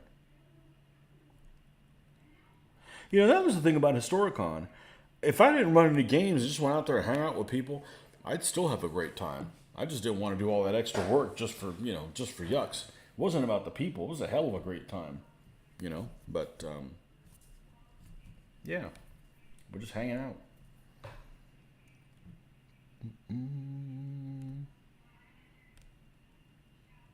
I take it none of you guys went, huh? Somebody said that their numbers were down like 1,500 from other times. I don't know what that is. I don't have an accurate source. I don't want to poo-poo people's efforts to put the convention on. They obviously did a thankless job as well. I've always said, if you have to leave it to people like me to put on a convention, you wouldn't have any, because that's a thankless freaking job. But, the venue is beautiful. There's absolutely nothing wrong with the venue at all. It is an awesome, awesome place.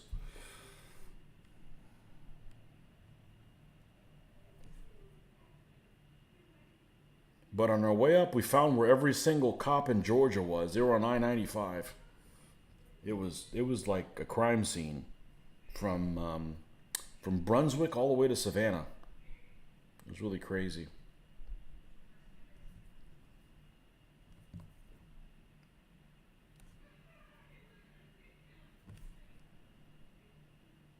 Really crazy.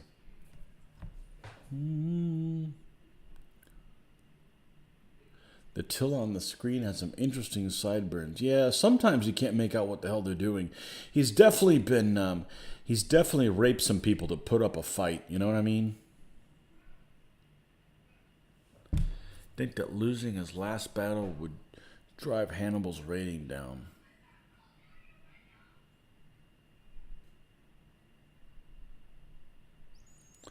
The longest tapeworm extracted from a human body, 50 feet long. Wow. Same factor with Napoleon losing his last battle. There you go.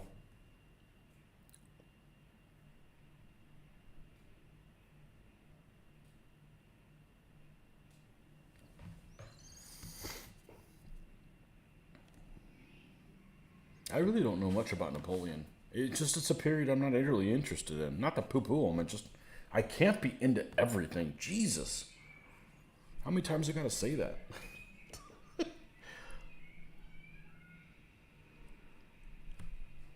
Honestly, of all those people that mentioned, I'm not a fan of Julius Caesar. So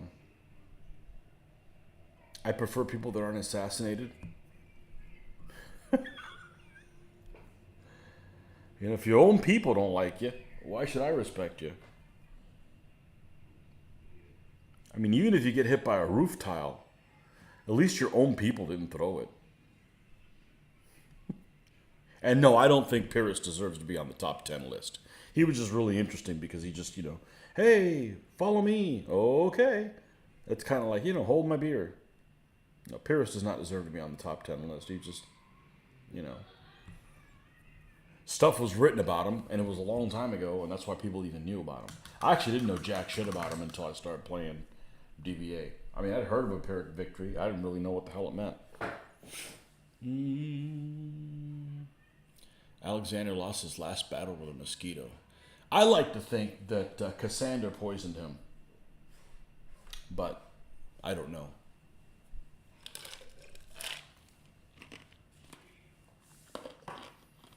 I like to think that Antipater sent Cassander his way.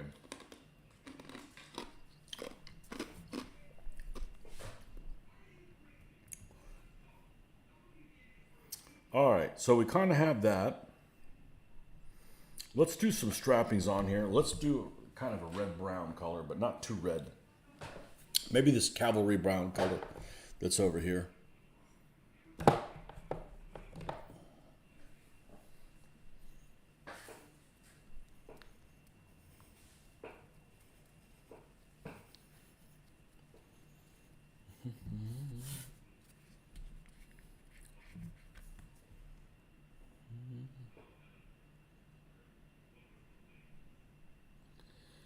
The only role-playing game I ever played within the last 40 years or so, I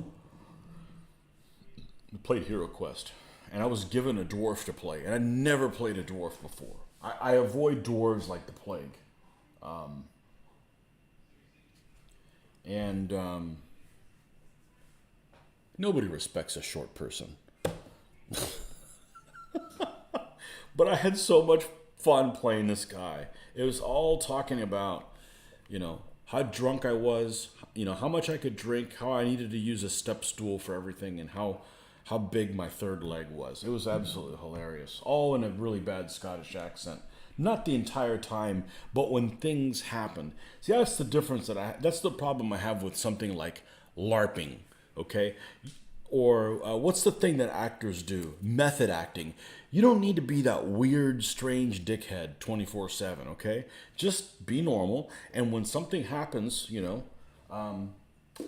call out his lines in the appropriate manner when something funny happens. But you need to turn that shit off when you go out in the real world. So yeah, I do not want to game with method actors.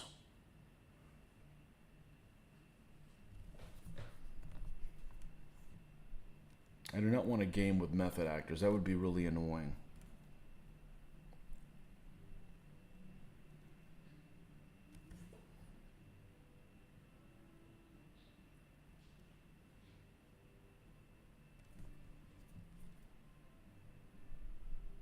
My daughter won't go into a game store with me. I'll be stopping somewhere. It's like, hey, let's go to the game store. I need to pick up some Tufts or paint or something. Daddy, I'll stay in the car. Like, when do you want to get down? I said, no, those people are scary. I said, they've never even kissed a girl. Come on, you got nothing to worry about.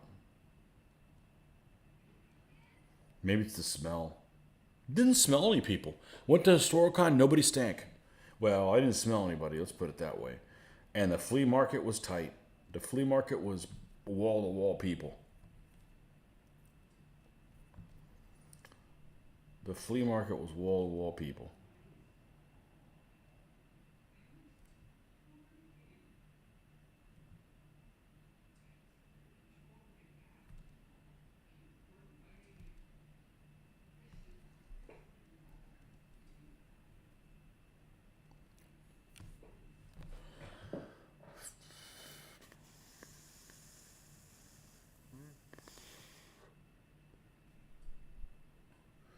I found that role players who play in society which is huge in Dungeons and Dragons 5th edition, is that they don't play a character role. They play stats and roll dice. I don't know what you're trying to say, but it got lost on me. I'm sorry. They play stats and roll dice. You mean they don't say funny things in their character's voice when it happens? Oh, I do that. I do not that with DBA. Or anything else I'm playing.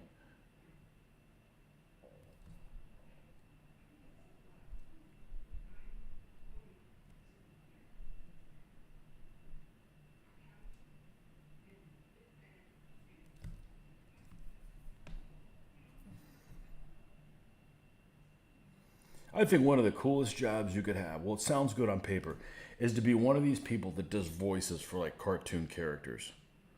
It's like, hey, we're going to film, I don't know, Clone Wars or something like that. I want you to voice, one of the characters. I think it'd be freaking easy as shit. I'm not saying I could do every voice, but I just saying that would be really easy. You can work in your pajamas. You can do whatever the hell you want, And I think that'd be a cush job.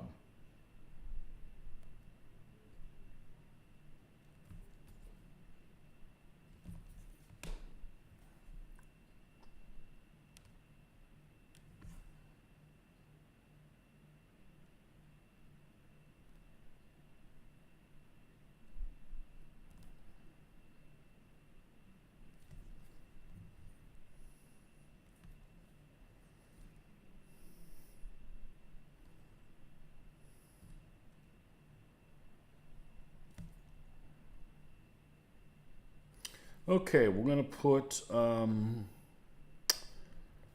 bronze. Let's use bronze. Let's use bronze. Always makes things look nice. Little those little discs on there to rivets or whatever they're called. Bum, bum, bum. Why did you hide it?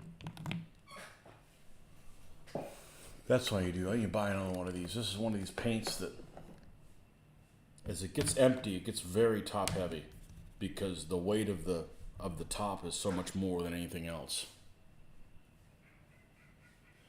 Lancaster became the world nerd capital for a week.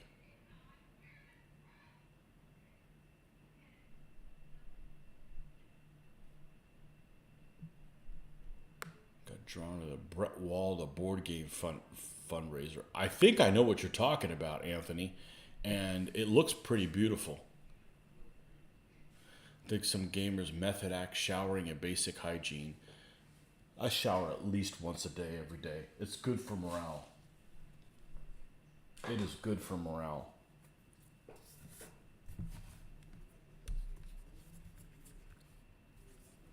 I'm a night showerer.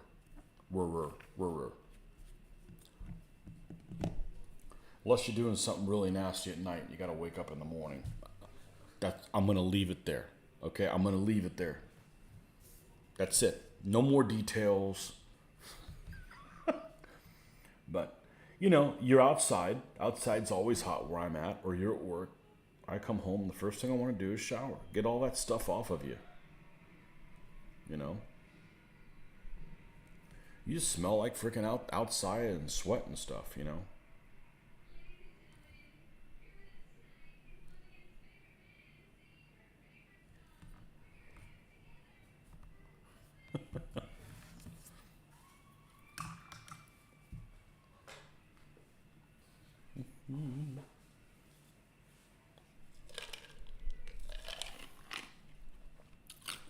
You stopped playing D&D when I got your first pubic hair.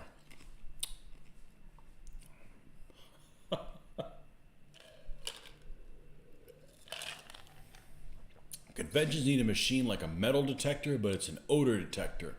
And if you walk through, it sets off and it dumps a bucket of soapy water on you.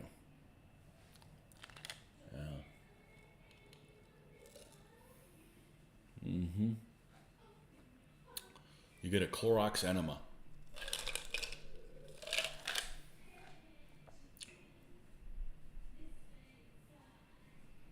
Next capital of the nerds will be wherever the next Star Trek or Star Wars convention will be.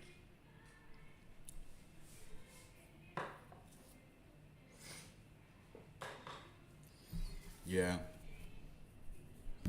I don't want to dress up. That's playing dress up. All right. Pants. Let me be inspired by some of this artwork. Probably might be some rustic color. I think the boots are kind of a light color, aren't they? Oh, this guy's got purple. Hey, you with the purple pants. Well, I'm going to tell you something about purple pants. I bet they're expensive. So, we're not going to do that. We're going to paint these guys like pre-raping and pillaging. They don't have any of the fancy wares yet.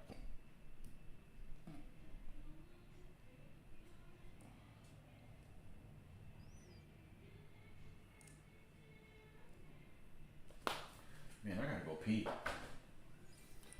Right back.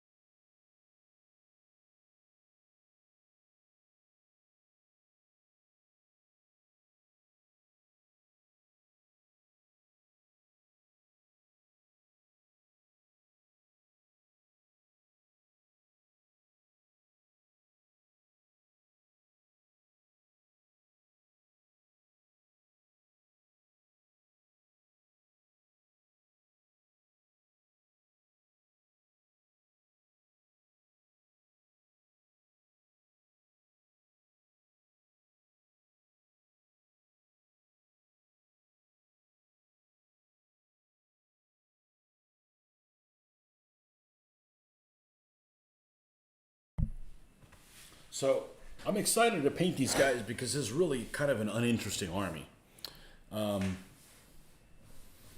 Generally looking, and we're going to make them look interesting. But the next one I'm really looking forward to doing is the Kingdom of, or the Emirate of Granada. And gonna do some fancy stuff for those folks. There's only like 8 line rampant. Let's see. Great monster troops and magic for the games. Fancy version line rampant. Brett Walda board game looks really neat. I keep you're a sucker for the Dark Ages. Yeah, everything interests different folks. I'm not a fan of I don't mind the Dark Ages, like Byzantine and stuff, but I'm just not interested in Dark Ages England. Maybe if I was like, if that was my heritage, I'd be more interested in it. Yeah. You've never played Lion Rampant, Rick? It's actually, I think it's a really good game, and it's probably a really good game to add things to, and add thing, and it's a relative easy framework to add more detail of different things to. Don't blame you. It's a cool gaming time period. Yeah, I don't know. It's a little too. I don't mind the whole period, but just stuck in England. Like, what do you got? Petty kingdoms, and the Vikings show up, and that's about it. It's like, not really my thing, but okay. All right, so this clown. Let's do bluish type pants, but not bright. Definitely not bright. Let's grab. Hey, let's grab our friend we haven't used in a while.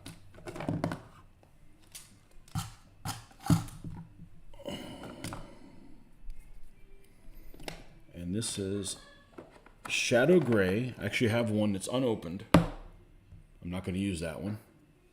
You never know when I'm going to need to open it. There's one that's open in here as soon as I can get to it. Shadow Gray.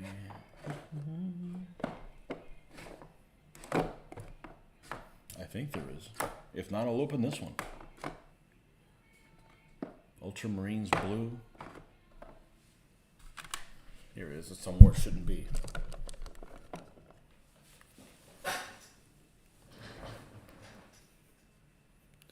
You love mud and hair, so Dark Age Britain.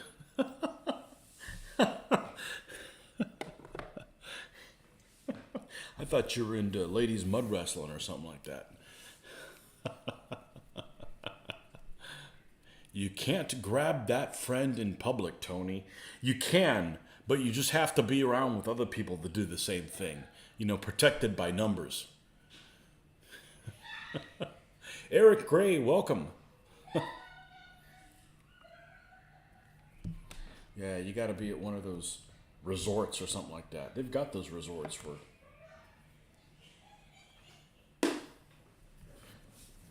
You could run around not wearing enough clothes if that's what you're into. Not me. There's places I don't want to be sunburned, if you know what I'm saying. We got to get a smaller brush for this. Maybe this one. Let's get some candidates out here. Brush candidates. That should do it.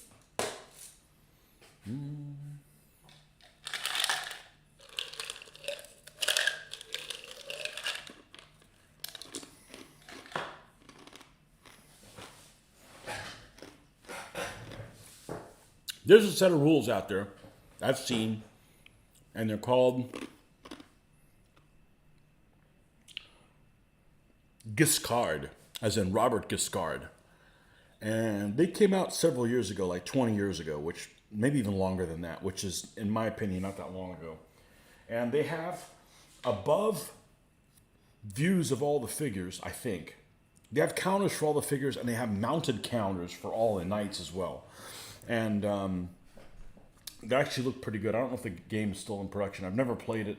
I was looking around surfing on Board Game Geek, and I came across it, but it's called Guiscard, as in Robert Guiscard, and it's got a bunch of characters from above head view, so that's pretty cool.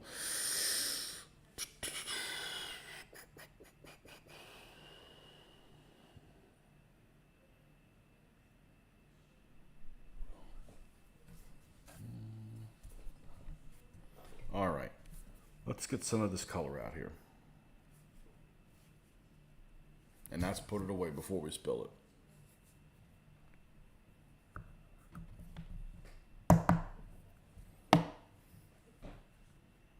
But I've played Line Rampant twice or three times. I think twice, and really enjoyed it. But then I didn't have to put all the stuff together.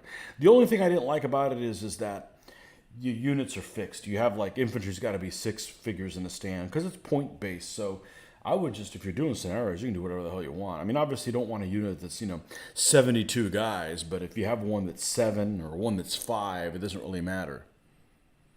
Yeah, it's a relatively old game, and it's actually it's simple looking, and at the same time it's not simple looking. I don't know. It feels like it would play like I imagine Chainmail would, but there are mounted, and it names all the guys. It's actually pretty cool. Check it out on Board Game Geek, but it has counters in there, and I guess you could play Lion Rampant with it.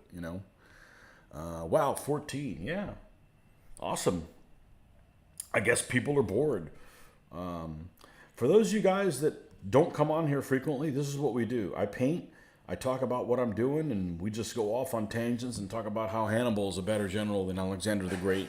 And people have hissy fits because they don't like Russians. Oh, and whatever you guys want to talk about. Oh, and sometimes it's music, sometimes it's food.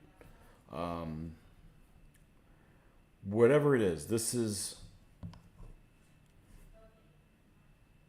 that place. This is what we do. And there's a lot of those conversations because I'm a slow-ass painter. And I do have kind of a deadline to get these guys done in 2 months. It should be relatively easy to do because almost all the units in this army have 2 figures in them. They're mostly all light horse. A few 3-figured units. But we're going to leave Mr. White Hun Elephant for last because he's going to be epic. He's going to be epic. I'm really looking forward to playing with that one or painting that one.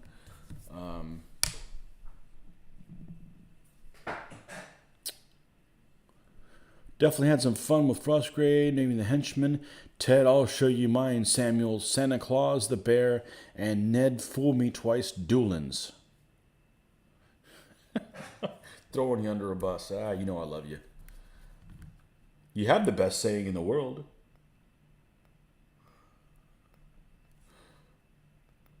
So speaking of those things, that artwork, I had to create a superhero.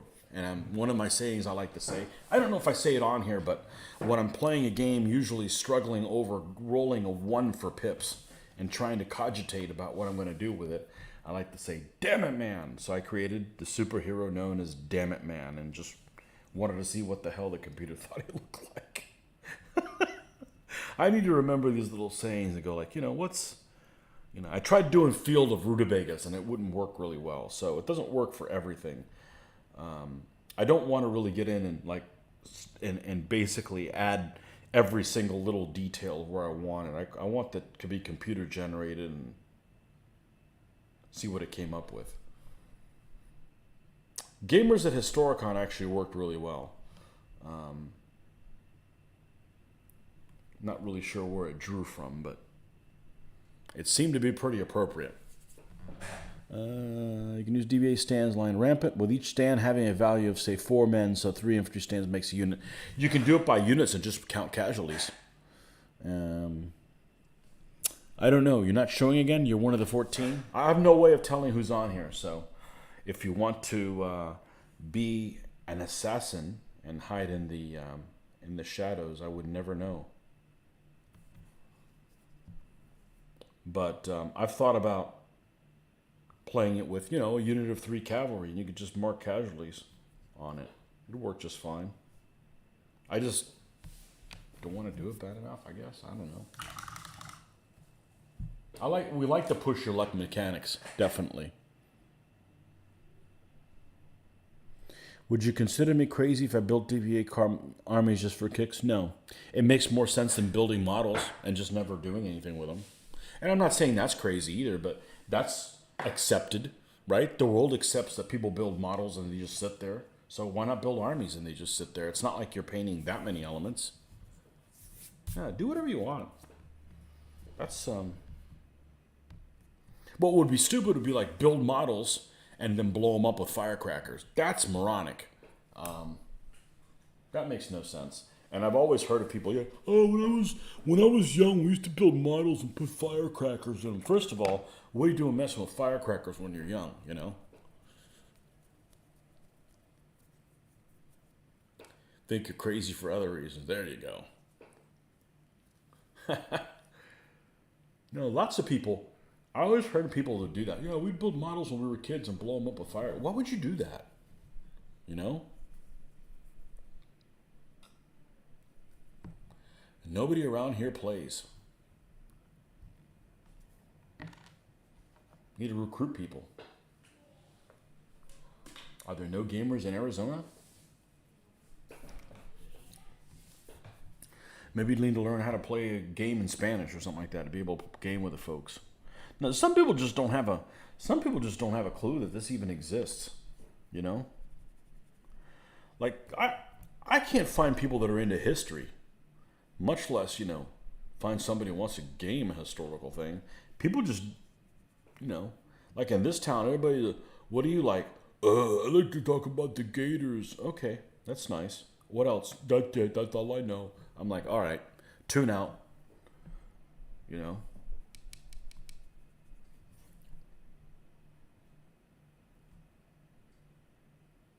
Or politics. Who the hell wants to talk about politics? I certainly don't want to. Who's your favorite turd, Who are you going to vote for you think is not going to screw you at the end of it all, It's just a waste of time.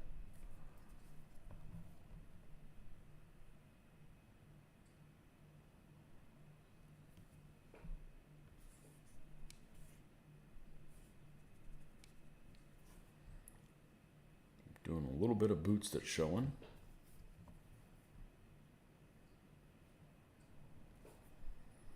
All right, tunic.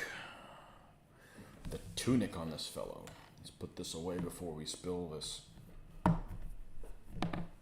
It's not likely to happen.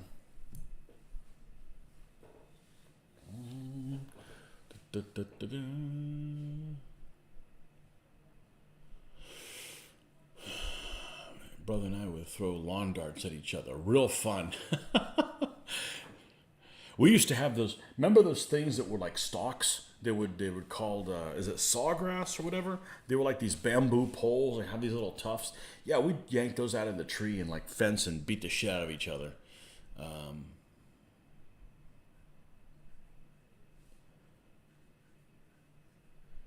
Yeah, sticks and stuff.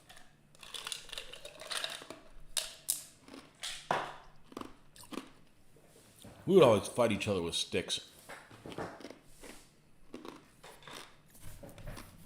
That show that was on recently that Mitch and I were talking about, Black Summer.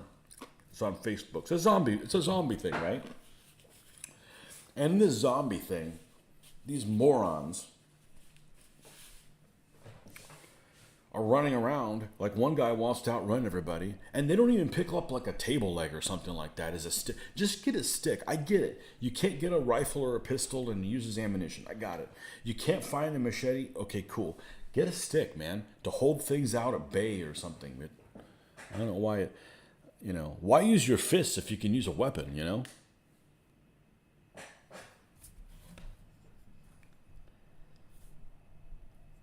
All right. The Shoit.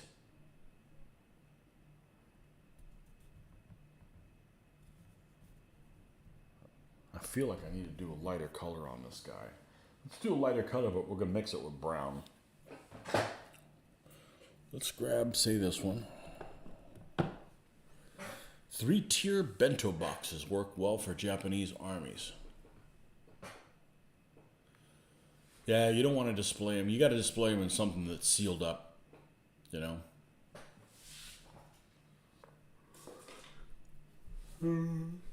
Crap, I'm hungry again. I had too healthy of a dinner. Story of my life.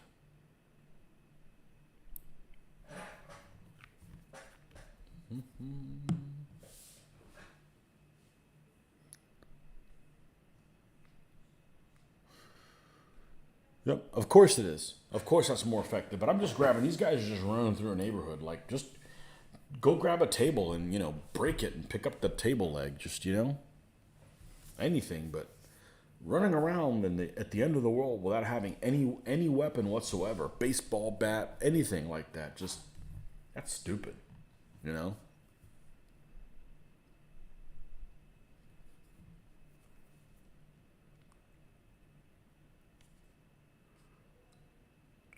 Let's see how much red's in this. Quite a bit.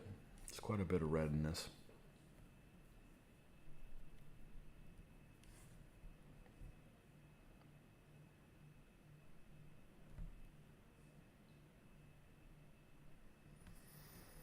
Because his cloak, whatever he's got over it, we're going to do that kind of like a dark gray.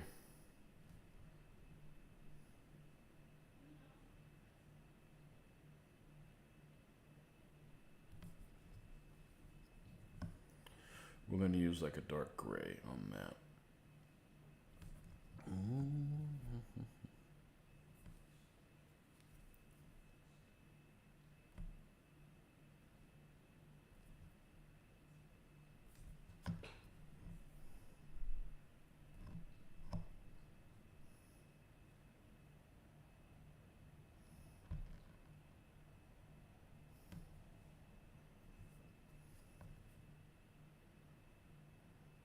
But I think Mitch had a good time with a battleship. He said it before, he's not a naval guy. I'm not a Civil War guy, and I handled Gettysburg, so certainly he can handle a ship.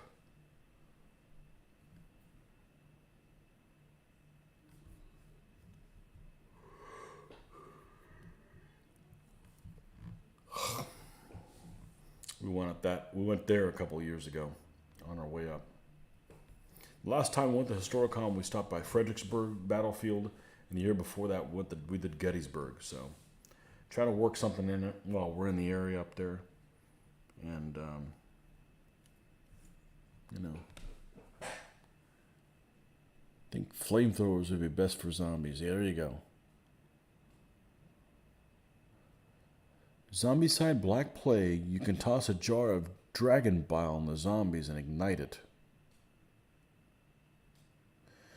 Prediction time. Which armies do you think your Huns will defeat? Well, if I build the White Huns, the heavy hitter is going to be the Heffalump. I don't know. I don't want to do any predictions, but I can tell you right now that we're going to do some historical battles with these guys, and we're going to do some special rules for them. What they are, I've got some inklings of the first thing, of some things to try, but without the army being finished, I don't really know what they are. But I don't know. The problem with this army is that they're so susceptible to get the shit beat out of them by bow fire. In the rules as written. So, you liked Huracan when it was in Fredericksburg. I did too, because it was a one day trip up there. I didn't have to add another trip to it, but I'm fine the venue where it's at. It's just they didn't gain any people. The whole reason the Fredericksburg, it's like the whole reason it was from Fredericksburg is a lot of people are like, oh, I'm not going to drive an extra hour and a half to go down there. It's like, meanwhile, we're driving like 13 hours. I'm like, fine. The same thing happened here. They moved their convention from Tampa out to Orlando. And the people that were in Tampa, were Tampa locals, didn't want to travel any distance at all to go to a con because they had never had to travel to one before. So several people just stopped coming.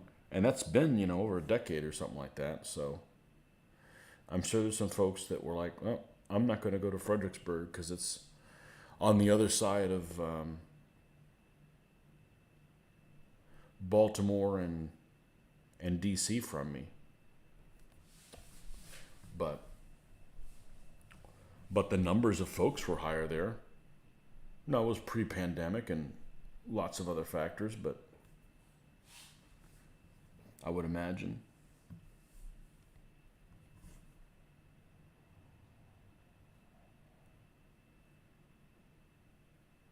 I'm not. I'm definitely not going to go to Historicon ever again if it's at the Host ever. I'm not going back to the Host. That place is just a rat hole dump. Like if they turned it into a crater, it'd be more inviting. And we're in the good part of it.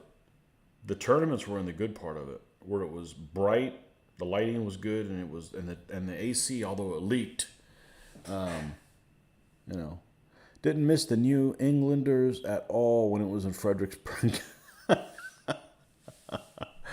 I think the carpet there was perfect for a gaming con.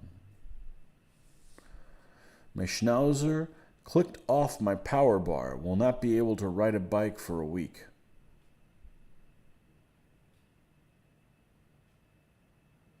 I don't know what the hell that means, Wayne. Your schnauzer, I got that part. Clicked off my power bar. Okay. Will not be able to ride a bike for a week.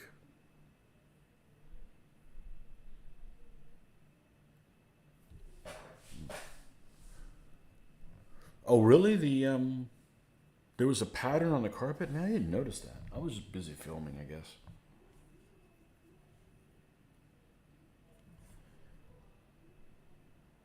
I honestly got lost at one point. I'm like, this looks like the same as this other room, and it wasn't.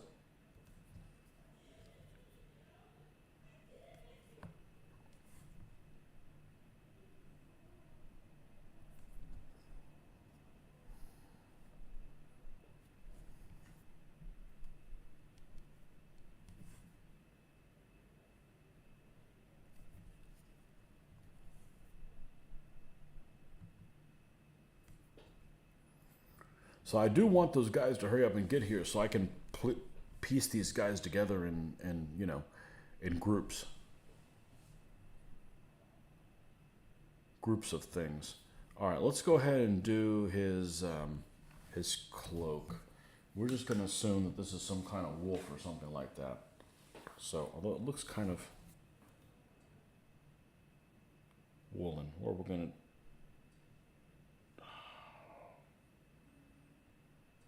dark brown. Let's just go gray. Let's see what happens.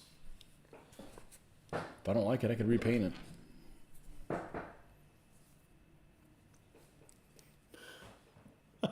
Oh, come on, John. What's not great about your room smelling like cat pee? We've never stayed there. We never stayed there. But that would be a problem.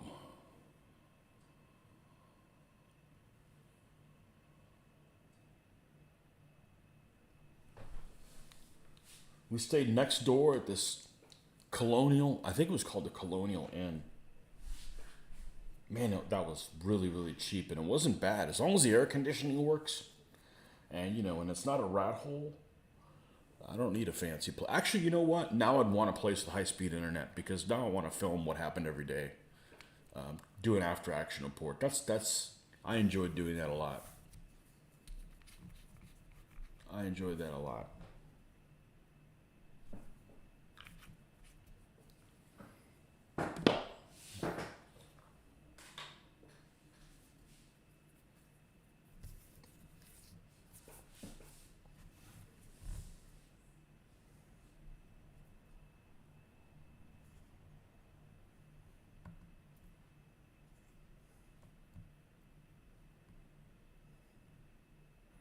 I'm just not much of an impulse buyer, so going there just to see the vendors isn't really a pull for me.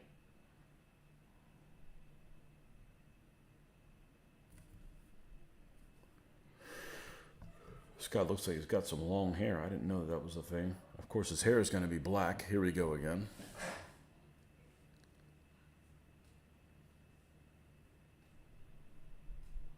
Old joke, woman goes to her dog. Oh, here we go. This isn't a Kevin joke, is it?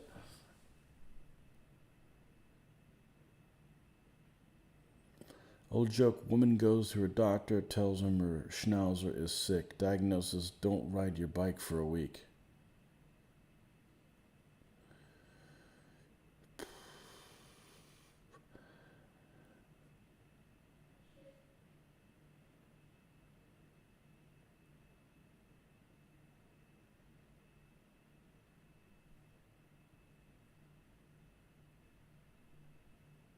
Headed to NashCon in about 3 weeks. They used to always have NashCon on Memorial Day weekend. And have guys say, hey, you should go to NashCon. I'm like, well, not that weekend. That's family stuff. In 3 weeks, it looks like they've moved it again. But I know a lot of people that go to NashCon and they don't go to anything else. I'm not saying you're one of them, but like the locals in that area, they just it's trying to get some of the even the travel to Augusta. That's their, that's the homeland of their own HMGS Mid-South. And yeah, you want to do them, so nothing but the absolute best jokes in Tony's chat. Yeah, lucky me. What did I do to deserve this? I know a couple good jokes, but I can't tell them on here. My favorite one was told to me by a girlfriend. I'm not going to repeat it on here. But I easily forget jokes. I don't forget that one.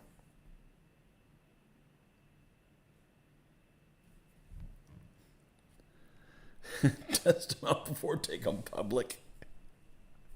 It was funny when I heard it 40 years ago. Usually try to do Siege of Augusta, NashCon, and Historicon. Oh, Eric! I'm like, now I know who you are. Okay, yeah. We did Siege of Augusta 1 year, and it was not worth the brownie points it cost to go there, if you know what I'm saying. So, yeah, I'm not going to do that one again. Although it is at the right time of the year. January is not a bad time for me, but it's kind of a haul. It's like almost 6 hours, and there's no good way to get there from here.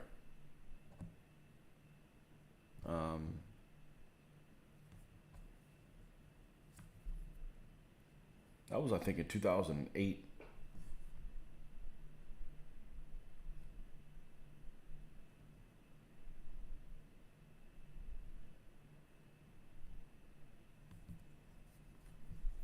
So,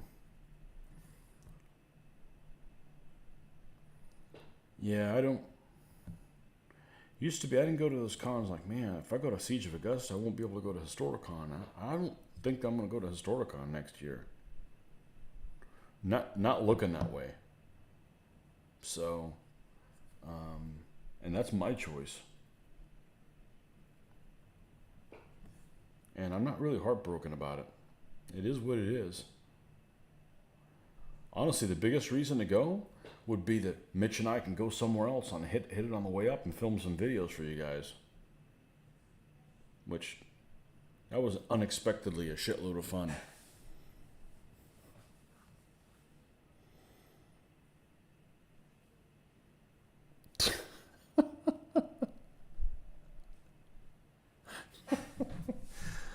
Oh, man. I can't tell my jokes on here. I like off-color jokes. And they're not trendy right now.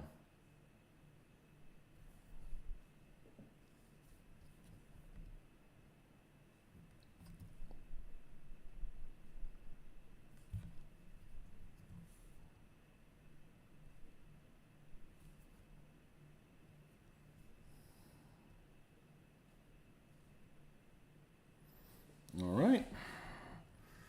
About time to put this guy, give him a facial expression. I'm gonna paint his little.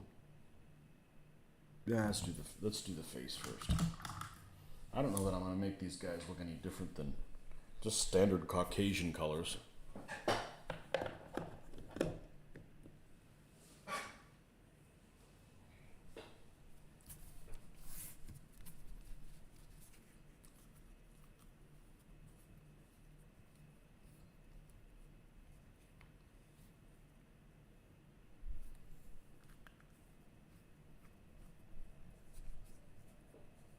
Uh-oh, what happened here? Oh, there we go. It was like I wasn't screwing down.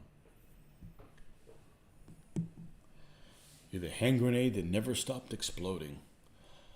I did one of those things on the artwork, and I'm like, I had a friend of mine whose favorite saying was, You know, when you're talking about things that are like a self-fulfilling prophecy, he would call it a self-licking popsicle. So I'm like, what the hell does a self-licking popsicle look like? Now you know.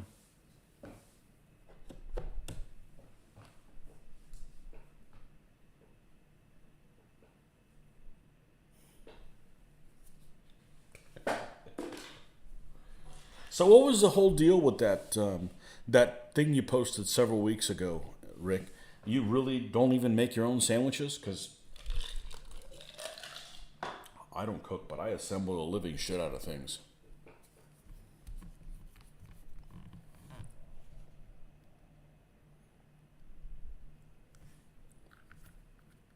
I just don't want to. I don't want to cook something and put it in my mouth and last 3 minutes and have to clean it up and.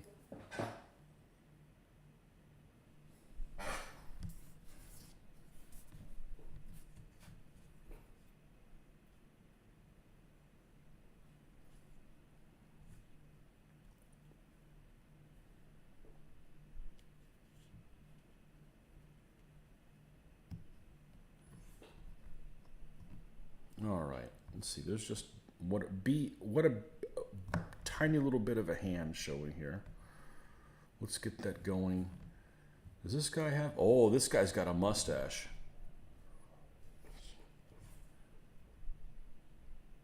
This guy's got a mustache.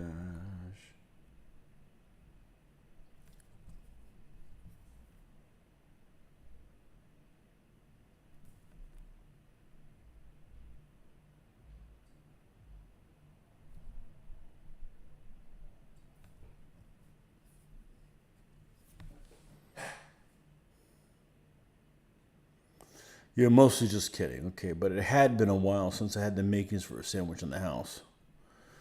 Sandwiches are affordable. Sometimes. I'll tell you what isn't affordable. Tomatoes. And I like tomatoes, but I'm not paying $6 for a package of them. Tomatoes just don't go for that. You know, so I've been basically avoiding them. Like, I'm not paying for it. I can, I just don't feel like it.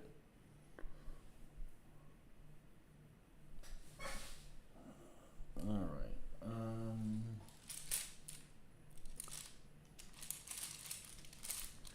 What time is it? Still early? Early-ish? Oh, this is a shit-ass brush, isn't it?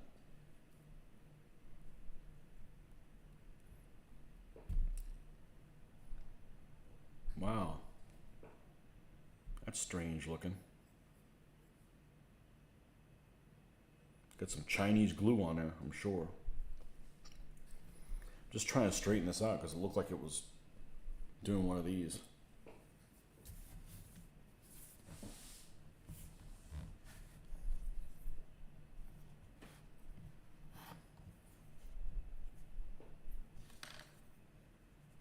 So anyways, the place next door, for those of you guys that went Historicon, it doesn't sound like any of you guys went, but there's a place next door in, well, not right next door to it, but it would be just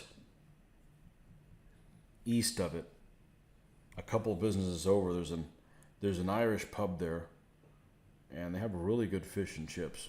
We discovered that, and actually their menu got changed quite a bit. The last time we went there, they had a Reuben, and they didn't have it anymore. And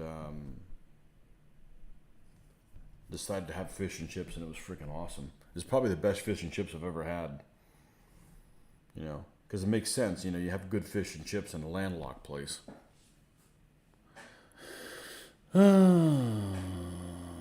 That's a wish, Sam. I could have got $10 in pocket, spend $9.50 on booze, and still be able to afford Alleyway Alley. Sub change left over. Yep. Need to take a picture of her, put her on your page. See what we're dealing with here.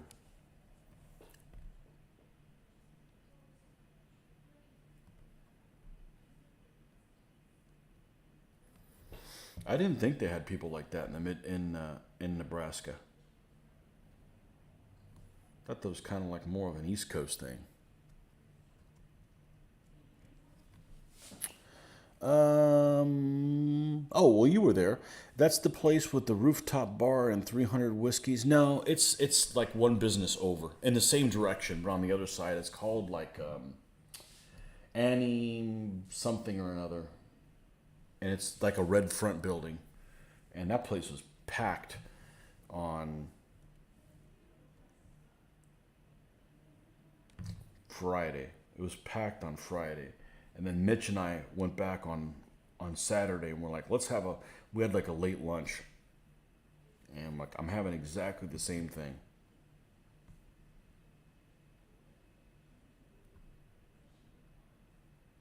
Yeah, the rooftop bar. Actually, our room overlooked onto that rooftop bar, and it did not stay open. Actually, it did not stay open late, and it wasn't very happening, you know. So, but we parked the car. We never moved it. You know, you didn't make it past the 300 whiskey place. Well, there's a lot worse things to drink than whiskey. I'm a I'm a fan, I can say, but I didn't have any. I just some of those places where you have the full grain alcohol, man. By the time you have two of them, you could have bought a whole fifth.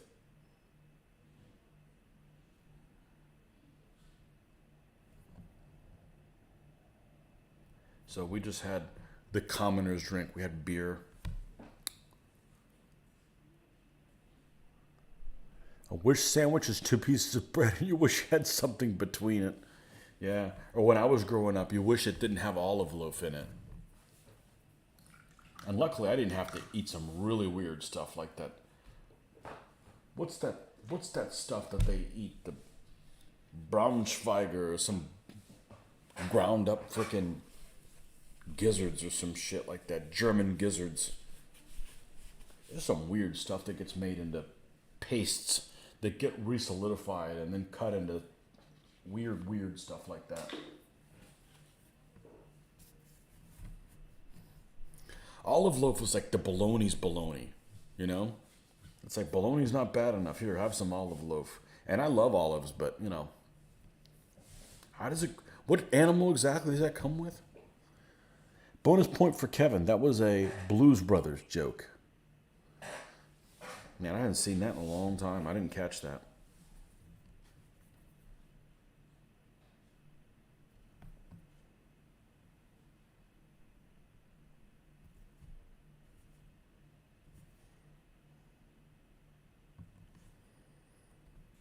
I've not seen that in quite some time.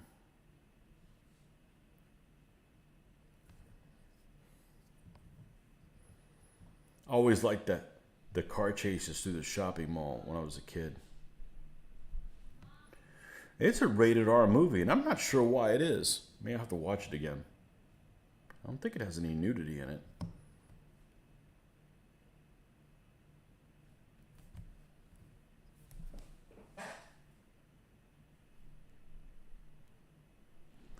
Not into long relationships with women. I can only pay for an hour at a time. There you go.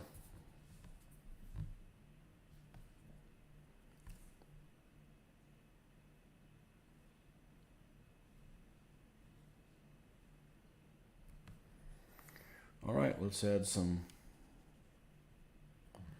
colorification.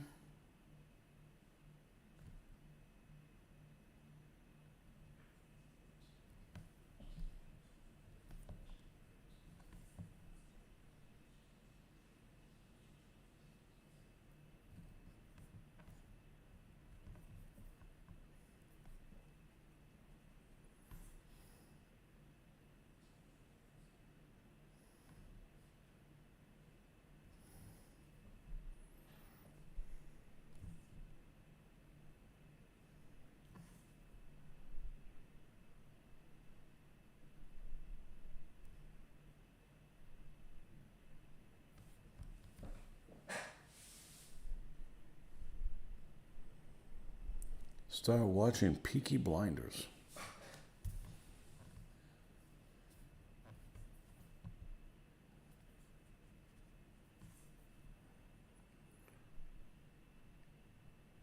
I'm having so much trouble getting through this season of The Boys. And then again, I'm only watching it when I'm like at the gym on the treadmill. I'm not really watching it even at lunchtime.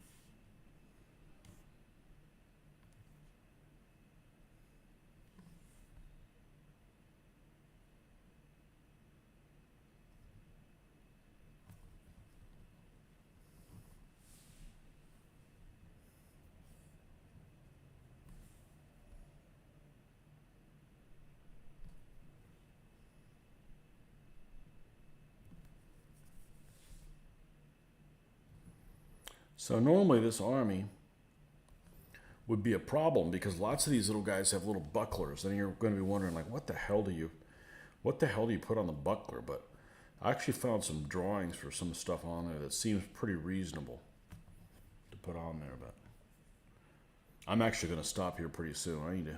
I need to have a snack and probably go to bed. As a matter of fact, I'm thinking about it, so let me just go ahead and do it because I'm in pain. I'm hungry. So, why don't you stream yourself painting like Tony? Pinch it off in midstream. Anyhow, you started watching PB thinking it was eventually going to be interesting. Oops, that's not supposed to be there. Anyhow, we got one horse done,